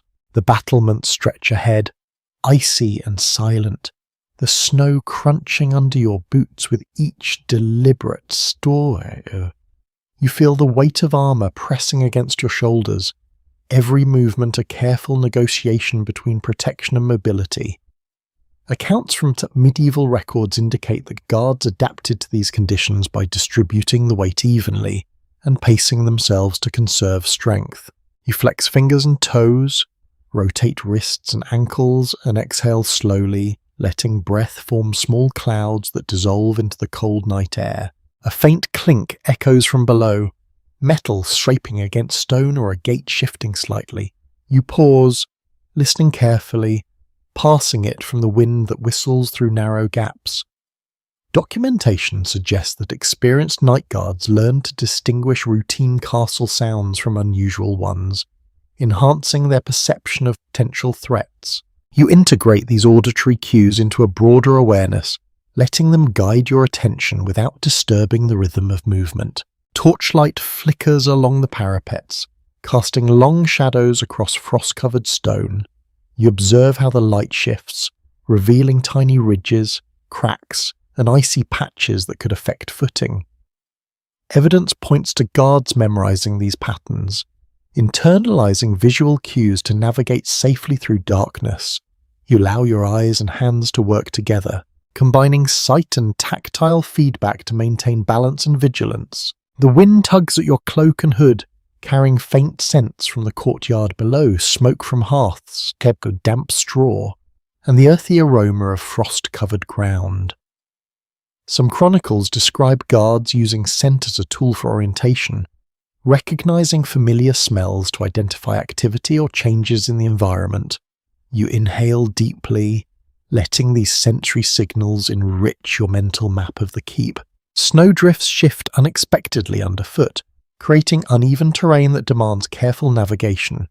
Contemporary observers note that guards developed an instinctive understanding of such surfaces, stepping deliberately to preserve balance while minimizing energy expenditure. You follow a similar approach, letting tactile feedback guide each movement while maintaining attention to surroundings. Frost glistens along the edges of stone parapets, forming delicate crystalline patterns. A curious observation from period manuscripts notes that guards occasionally pause to appreciate these small details, finding fleeting comfort in the fragile artistry of ice. You allow a brief moment to notice the shimmering shapes, letting it reinforce focus rather than distract from your patrol. Your armor presses heavily with every shift, the cold conducting along metal plates to your core. Accounts suggest that guards regularly adjusted straps and moved deliberately to avoid stiffness and maintain readiness. You shift weight, flex joints, and rotate your shoulders, keeping muscles engaged while navigating the frozen battlements. The courtyard below is muted by snow, muffling sounds yet allowing subtle noises to carry. You hear a horse shifting in its pen, a distant tool scraping stone, and faint footfalls. Sources indicate that guards learn to interpret these auditory cues, predicting routine activity and distinguishing it from anomalies. You allow these sounds to guide awareness, integrating them with the visual and tactile observations. Torchlight flickers again, highlighting frost crystals and uneven surfaces. Evidence suggests guards relied on such cues to maintain orientation and avoid slipping. You move cautiously, combining touch and sight to create a comprehensive sense of footing and spatial awareness. The chill presses through every layer of clothing and armor, pricking at exposed skin.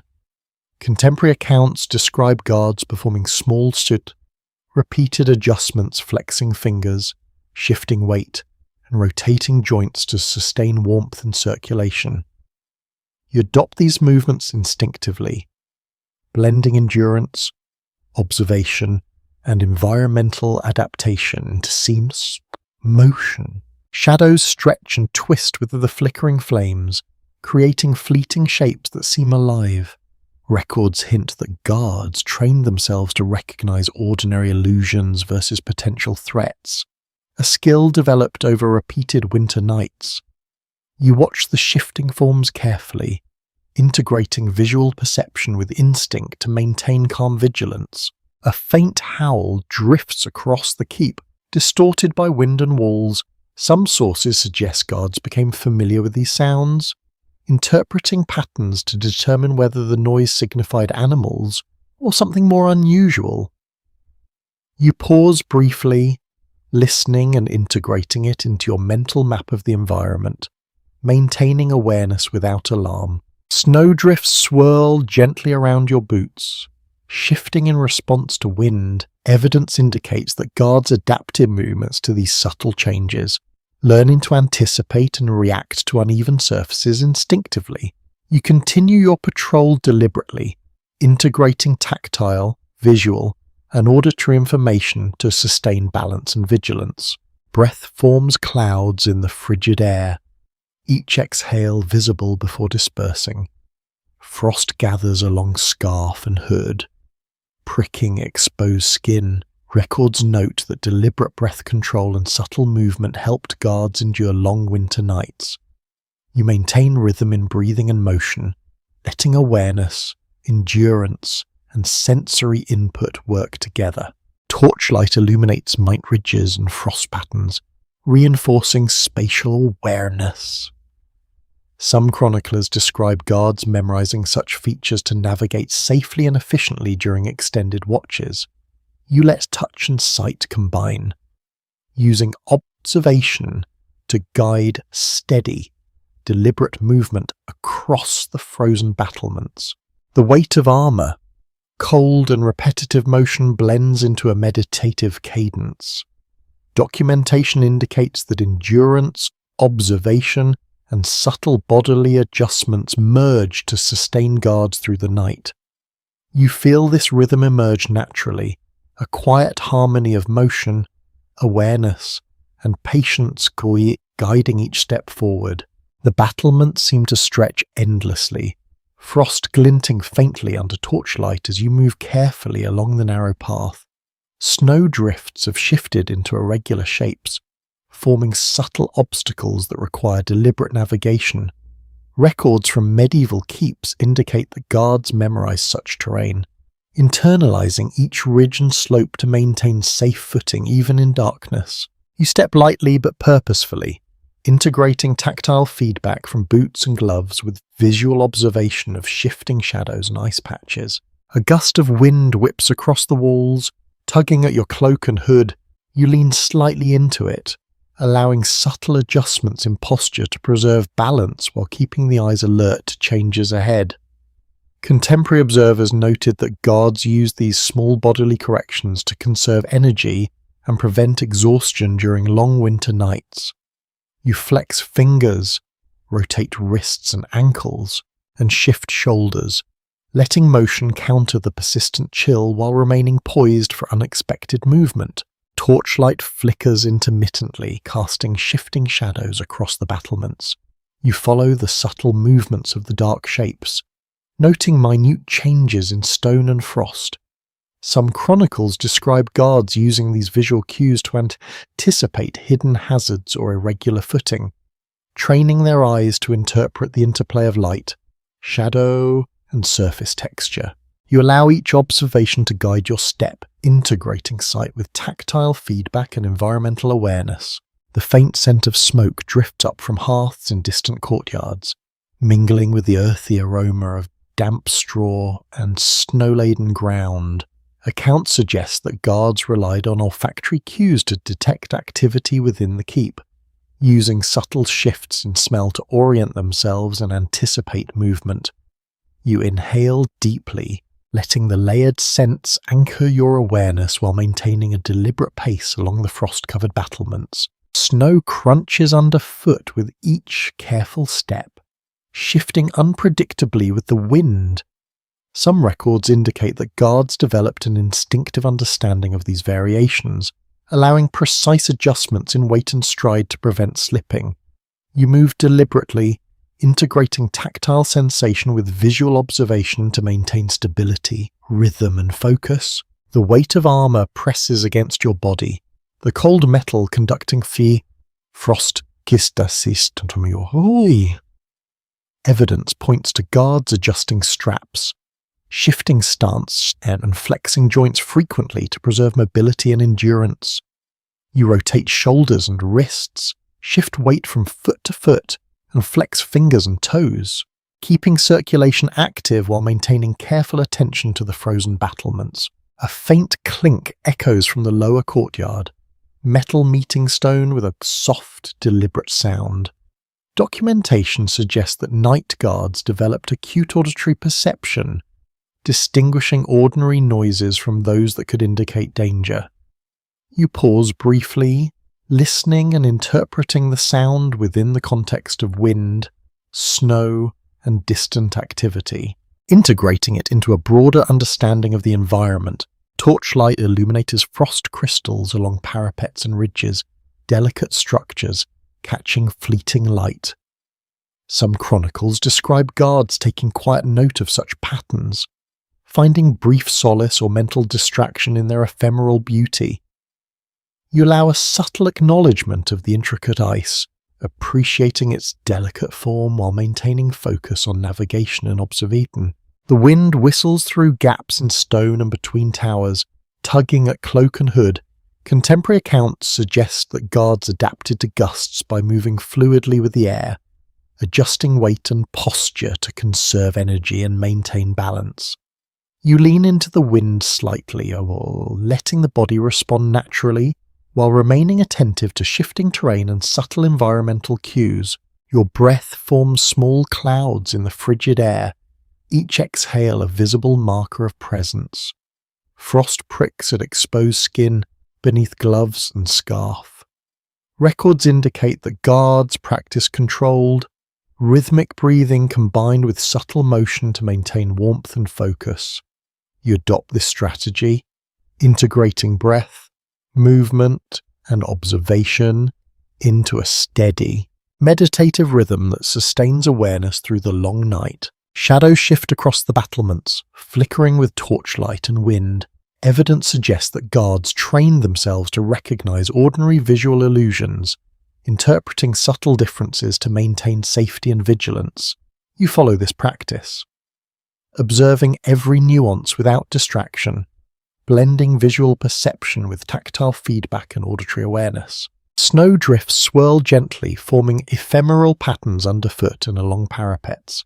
Some accounts from medieval sources describe guards noting these small formations, finding quiet comfort in their fleeting beauty while remaining attentive to duty. You let the drifting snow pass under careful observation, integrating the delicate details into your ongoing awareness of the environment. A distant, distorted howl reaches you, carried and twisted by wind and stone. Few records confirm the precise frequency of such sounds, but contemporary accounts indicate guards became familiar with these noises, interpreting patterns without alarm. You pause briefly, integrating the sound into your mental map of surrounding, maintaining vigilance while moving deliberately. The frost glistens on every surface, crystallized along ridges and edges of stone. Documentation hints that guards memorize tactile and visual features of the battlements to navigate confidently in darkness. You let your fingers brush lightly along familiar edges, reinforcing awareness of each ridge and crevice while advancing carefully. Armor presses heavily on shoulders and back, a constant reminder of both protection and constraint. Records indicate guards shifted weight and adjusted straps frequently to prevent stiffness and maintain readiness. You flex joints, rotate wrists, and move deliberately, preserving endurance while attending to the frozen terrain. Torchlight flickers across the frost, revealing minute variations in surface and texture. Evidence suggests that guards relied on such visual details to avoid accidents, maintaining spatial awareness under low-light conditions. You integrate this information with tactile and auditory cues, creating a complete understanding of the environment. Snow crunches underfoot, shifting slightly with each step. Accounts indicate that repeated experience allowed guards to anticipate uneven terrain, adjusting steps instinctively to preserve balance. You follow this rhythm, blending observation and movement into a continuous flow that sustains both alertness and endurance. The chill penetrates through layers of clothing and armor, pricking skin and slowing circulation, Contemporary sources note that small, repeated movements, flexing fingers, shifting weight, rotating joints were essential for staying alert and warm. You perform these actions naturally, letting rhythm, observation, and endurance combine into a steady cadence that carries you through the night. The night air feels sharper now, each breath a cold cloud that drifts and dissipates above the battlements. Your cloak hugged your shoulders tightly, but the chill seeps through every layer of wool and armor. Documentation from period sources indicates that guards relied on continuous motion and subtle adjustments to keep circulation moving and muscles responsive. You shift weight from foot to foot, flex joints, and rotate wrists and ankles, maintaining a steady rhythm that keeps both body and mind alert through the long hours of winter watch. Torchlight flickers along the walls, illuminating frost-laden stone and casting shifting shadows. You notice how the light plays over tiny ridges, cracks, and ice accumulations along the parapets. Some chronicles describe guards memorizing these patterns, using visual cues to navigate safely and avoid hidden hazards. You trace edges with gloved fingers, integrating tactile feedback with sight to reinforce spatial awareness while moving deliberately. A faint scrape drifts from the courtyard below, metal meeting stone with a soft, deliberate sound. Accounts suggest that guards developed acute hearing, distinguishing ordinary activity from potential disturbances. You pause for a moment, listening carefully, integrating subtle auditory cues with wind and ambient noises to maintain a mental map of the keep. Every minor sound contributes to understanding the environment. Snowdrifts shift underfoot as gusts of wind swirl across the battlements. Evidence implies that guards developed instinctive responses to uneven terrain, stepping carefully to preserve balance while minimizing effort. You let tactile sensation and memory guide each footfall, blending observation and subtle bodily adjustments into a continuous, meditative rhythm. The wind whistles sharply through gaps in the stone, tugging at your hood and cloak. Some sources describe guards adapting to gusts by leaning with the flow, letting subtle shifts in posture conserve energy and preserve balance. You follow this principle, letting the body respond naturally while keeping senses alert to ice, stone, and shifting shadows. Breath forms small clouds that rise and dissolve slowly in the frigid air. Frost pricks at exposed skin beneath scarf and gloves. Contemporary accounts note that controlled, rhythmic breathing combined with subtle motion helped guards endure cold and remain focused. You continue moving, integrating observation, endurance, and environmental awareness into a steady, meditative cadence. Torchlight flickers across the frost, revealing delicate crystalline patterns along parapets and stone.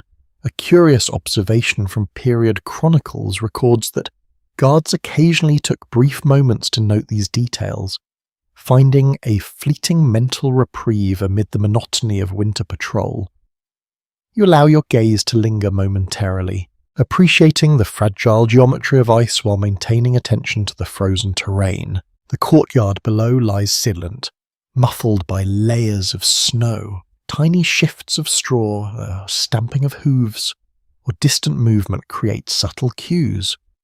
Documentation indicates that night watchmen use these auditory and visual signals to anticipate routine activity and identify anomalies. You incorporate these cues into your awareness, letting observation guide movement while maintaining composure and focus. Shadows stretch and twist as torchlight flickers across the battlements, creating fleeting, almost animate shapes. Some records suggest that guards learned to distinguish ordinary illusions from real hazards, training visual perception to remain precise even under stress. You follow this practice, observing subtle shifts without letting imagination interfere with measured, deliberate steps. Snow crunches lightly beneath your boots, shifting unpredictably with the wind. Evidence suggests that guards internalize tactile variations in terrain, adjusting steps instinctively to maintain balance. You move with careful rhythm, integrating tactile feedback, visual observation, and auditory cues into a comprehensive awareness of the environment. The frost glistens along edges and ridges of stone, sparkling in the torchlight. Contemporary sources describe guards memorizing these details, relying on tactile and visual memory to navigate efficiently. You let hands brush lightly across familiar surfaces, reinforcing orientation while continuing deliberate movement. Armor presses heavily against shoulders and back, a reminder of protection and constraint. Some accounts indicate that guards shifted weight and adjusted straps frequently to prevent stiffness and preserve readiness. You flex joints, rotate shoulders, and move cautiously, letting endurance and awareness merge into continuous rhythm. The wind carries faint, distorted sounds, the origin unclear here. Few records provide precise explanations, but guards reportedly became adept at interpreting these noises without alarm, recognizing natural patterns from potential threats. You pause briefly, allowing the sound to inform awareness while maintaining calm and deliberate steps. Snow swirls gently with each gust, forming transient patterns across parapets. Evidence suggests that guards occasionally appreciated these small details, finding subtle comfort without distraction from duties. You observe briefly, integrating the ephemeral beauty of the night into your sensory map while staying alert. Torchlight flickers across uneven surfaces, highlighting subtle ridges and frost accumulations. Documentation indicates that careful attention to these features was crucial for safe navigation. You combine visual observation, tactile feedback, and environmental awareness to proceed steadily across the icy battlements. Your breath rises in small visible clouds, frost pricks at gloves, scarf, and hood, constant reminders of winter's persistence. Contemporary accounts note that repeated, controlled movements and rhythmic breathing helped guards endure extreme cold. You adopt these strategies, integrating body and mind into a steady, continuous flow of observation and movement. The rhythm of patrol, the crunch of snow, and the interplay of frost, wind, and torchlight create a meditative cadence. Sources indicate that guards developed endurance and alertness through repetition, observation, and subtle bodily adjustments. You feel this same harmony emerging, a quiet integration of attention, motion, and endurance carrying you forward along the frozen battlements. The chill has settled deep into your bones, a constant companion as you make your way along the frost-covered battlements. Snow crunches softly beneath your boots, each step careful and deliberate. Records indicate that guards adapted to these long winter nights by pacing themselves and reading the terrain instinctively, memorizing ridges, icy patches, and hidden dips. You shift your weight continuously, flexing joints and adjusting straps, letting every small movement preserve warmth while maintaining alertness. Torchlight flickers in the distance, casting long, wavering shadows across stone walls and icy parapets.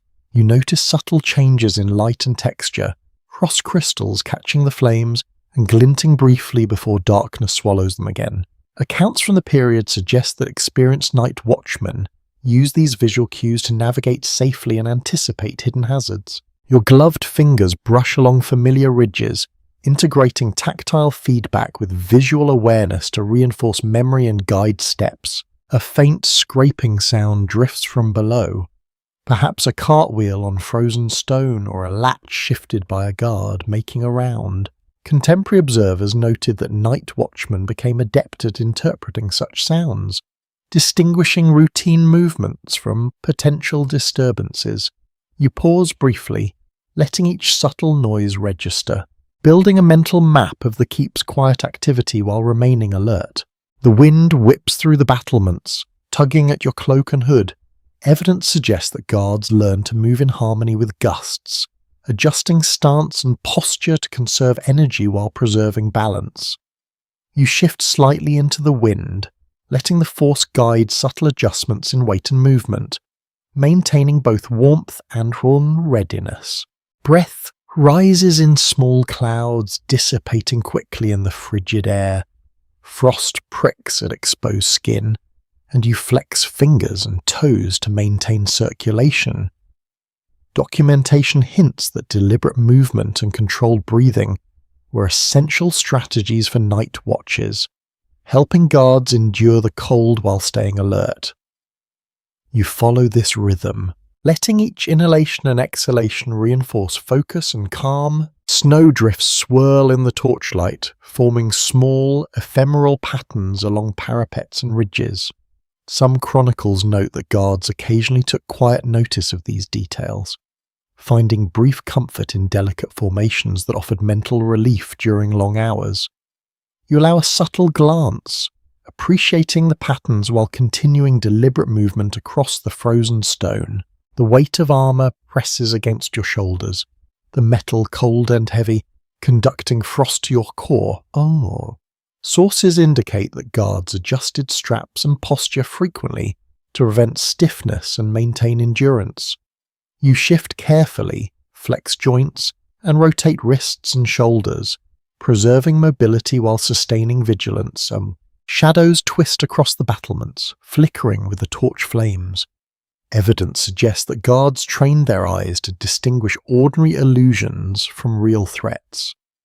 Maintaining visual acuity even when tired or cold, you follow the same practice, scanning carefully while moving deliberately along slippery surfaces. A distant, distorted howl echoes through the courtyard, carried and warped by a wind and walls. Some accounts suggest guards recognize these sounds, interpreting patterns to differentiate animals from unusual activity.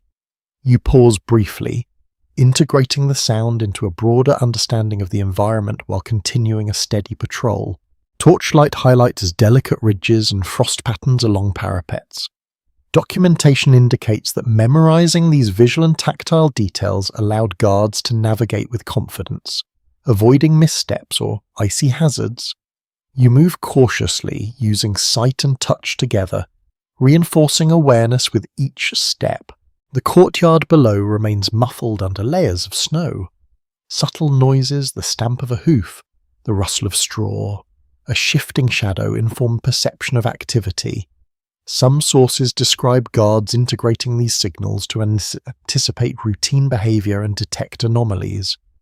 You incorporate these cues, allowing observation to guide movement while maintaining calm, deliberate attention. The frost glistens along the stone edges, each crystal a tiny transient jewel in torchlight. A curious observation from historical chronicles notes that guards occasionally allowed themselves brief acknowledgement of these fragile details, small moments of beauty amidst the harsh night. You trace a ridge lightly, observing the fleeting sparkle while staying attentive to footing and surroundings. Snow shifts beneath your boots with each gust, creating subtle, uneven surfaces. Evidence suggests that guards internalize these tactile cues, allowing instinctive adjustments for balance. You step carefully, integrating tactile, visual, and auditory information into a comprehensive awareness of environment and movement. Breath forms clouds that rise and dissipate slowly. Frost pricks fingers and cheeks, a persistent reminder of winter's intensity. Contemporary records indicate that rhythmic breathing and subtle motion helped guards endure extended hours of cold, maintaining warmth and focus. You continue deliberately, blending movement, observation, and awareness into a steady, meditative rhythm. Torchlight flickers along the battlements, casting shifting shadows over icy surfaces.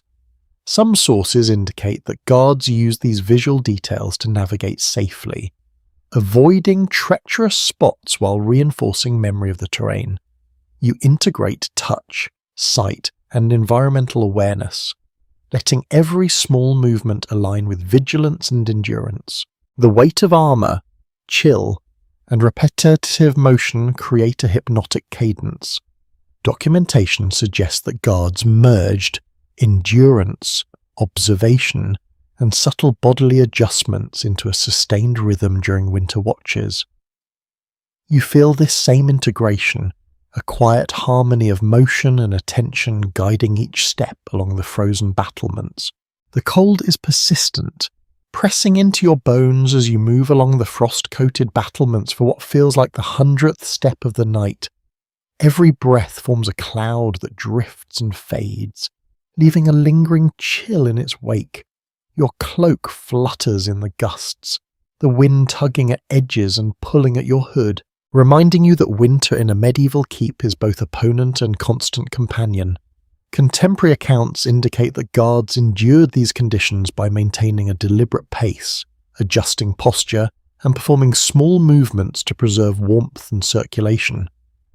You feel the weight of armour pressing heavily on your shoulders and back, each step a negotiation between protection, balance, and endurance. Torchlight flickers across stone and frost, throwing long shadows that stretch and twist as if alive.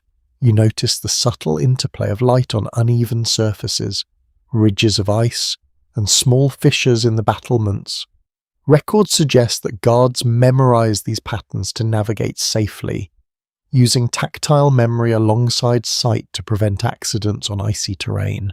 You brush gloved fingers along familiar edges, feeling the rough texture of frost-encrusted stone, reinforcing orientation while moving deliberately. A faint metallic scrape drifts from the courtyard below, perhaps a gate latch or a tool displaced by a horse. Evidence from historical sources implies that guards trained themselves to distinguish ordinary sounds from anomalies.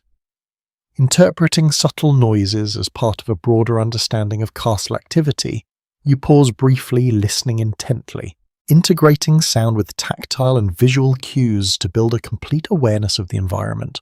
The wind gusts suddenly, tugging at cloak and hood, and snowdrifts swirl in delicate, unpredictable patterns. Some chronicles note that guards adjusted stance and movement in response, moving fluidly with the elements to conserve energy and maintain balance. You shift slightly, letting subtle bodily adjustments align with environmental changes, a quiet dialogue between body and winter night. Breath rises in small clouds visible in the cold torchlight. Frost pricks at gloves, scarf, and hood, a reminder that exposure is constant and subtle movement is necessary to stave off stiffness. Documentation indicates that guards relied on controlled breathing and repeated micro-movements to sustain warmth and alertness. You continue this rhythm, letting breath, motion, and observation merge seamlessly. Torchlight highlights delicate frost crystals along parapets and edges of stone. Some sources describe guards taking brief moments to observe these intricate details, finding ephemeral comfort in the fragile beauty of ice. You allow your eyes to follow the glinting patterns, appreciating their impermanence while keeping focus on careful footing and vigilance. The courtyard below remains silent, muffled by snow. Tiny shifts of straw, the soft stamping of hooves, or distant movements of servants provide subtle information about life within the keep. Contemporary records suggest that guards integrated these small cues into their awareness, anticipating routine activity while remaining alert to anomalies. You allow the sounds to shape a mental map of the space without distraction, letting attention remain steady and calm. Shadows twist and flicker in the torchlight, forming shapes that shift unpredictably with the wind.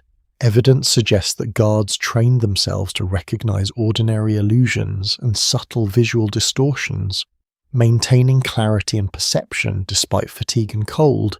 You follow this practice, observing carefully while maintaining steady, deliberate steps. The armor presses against your shoulders and back, the cold metal conducting frost to your core.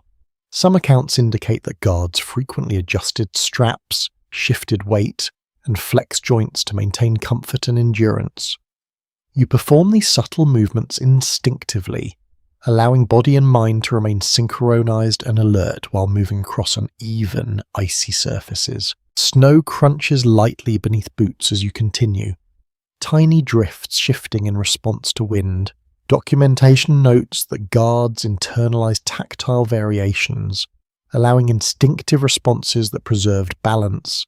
You step deliberately, blending tactile, visual, and auditory cues into a cohesive awareness that guides movement safely across the frozen battlements. The wind carries faint, distorted noises, their origin unclear. Records suggest that experienced guards became accustomed to these sounds, interpreting patterns without alarm. You pause briefly, integrating them into a larger sensory map, maintaining vigilance without tension. Torchlight flickers across uneven surfaces, casting subtle highlights and shadows. Some chroniclers note that guards relied on these visual cues to navigate safely, memorizing ridges and frost patterns to avoid accidents. You integrate sight and touch, moving deliberately, letting each step reinforce spatial awareness. Your breath forms clouds in the frigid air, each exhale a reminder of endurance and focus. Frost pricks your gloves and scarf, subtle yet constant. Contemporary sources indicate that repetitive, controlled movements allowed guards to maintain warmth, mobility, and attention through the long winter night. You continue this rhythm, blending observation and endurance seamlessly. The castle walls seem alive with wind, frost, and shadow. Snowdrifts swirl, torchlight glints on ice, and distant noises provide information about courtyard activity. Evidence suggests that guards merged these sensory inputs, creating a coherent map of environment, movement, and rhythm. You move in harmony with this sensory integration, stepping carefully, adjusting posture, and maintaining awareness. As hours progress, the combination of weight, cold, and motion creates a meditative cadence. Contemporary accounts note that guards often experienced a rhythm of endurance, attention, and subtle bodily adaptation that carried them through the night. You feel this rhythm settle into your mind and body, a quiet flow guiding every step along the battlements. Faint glints of frost catch torchlight as you move, each step deliberate, each observation integrated. Some records describe guards noticing the ephemeral beauty of ice and snow as fleeting solace, maintaining mental clarity amidst fatigue. You allow brief acknowledgement without distraction, letting beauty reinforce focus and presence. The wind shifts and swirls, tugging lightly at cloak and hood. Documentation hints that guards adapted continuously, letting subtle movements and postural adjustments respond to gusts while preserving energy and alertness. You lean slightly into each gust, letting the environment guide small corrections without losing attention. The night stretches onward, filled with wind, frost, and flickering light. Breath forms clouds that rise and fade. Footsteps crunch across frozen stone, and shadows dance across battlements.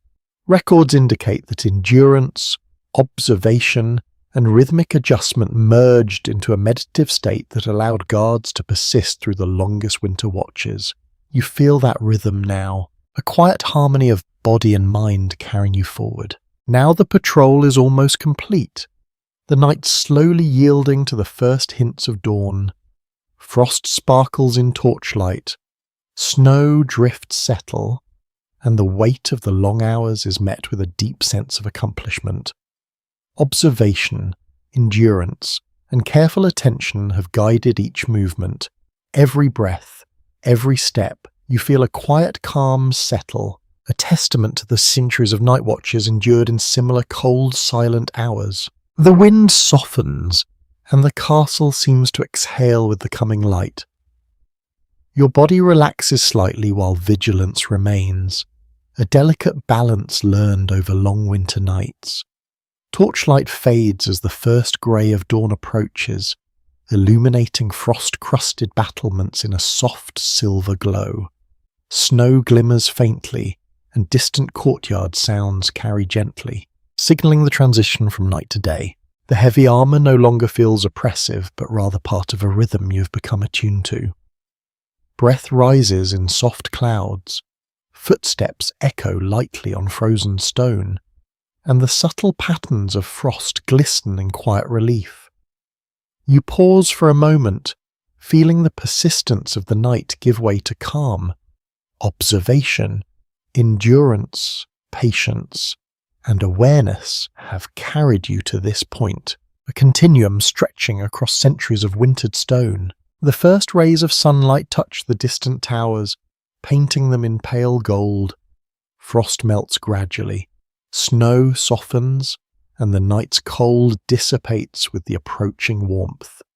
You breathe deeply, the chill replaced by a gentle relief, feeling both exhaustion and quiet satisfaction. Every step, sound, and shadow has led to this soft transition, a measured triumph of patience and endurance. The castle exhales, wind, frost, and snow giving way to light and calm. Your senses remain alert, but the intensity of the night's vigil softens. You pause, letting your awareness absorb the first light. The stillness, the gentle relief of the winter dawn, observation, endurance, and rhythm have brought you safely to this quiet moment, a final lesson in patience and vigilance. The morning arrives slowly, painting the battlements with soft light. The frost that clung so tightly now glimmers faintly, delicate crystals melting into tiny rivulets along the stone.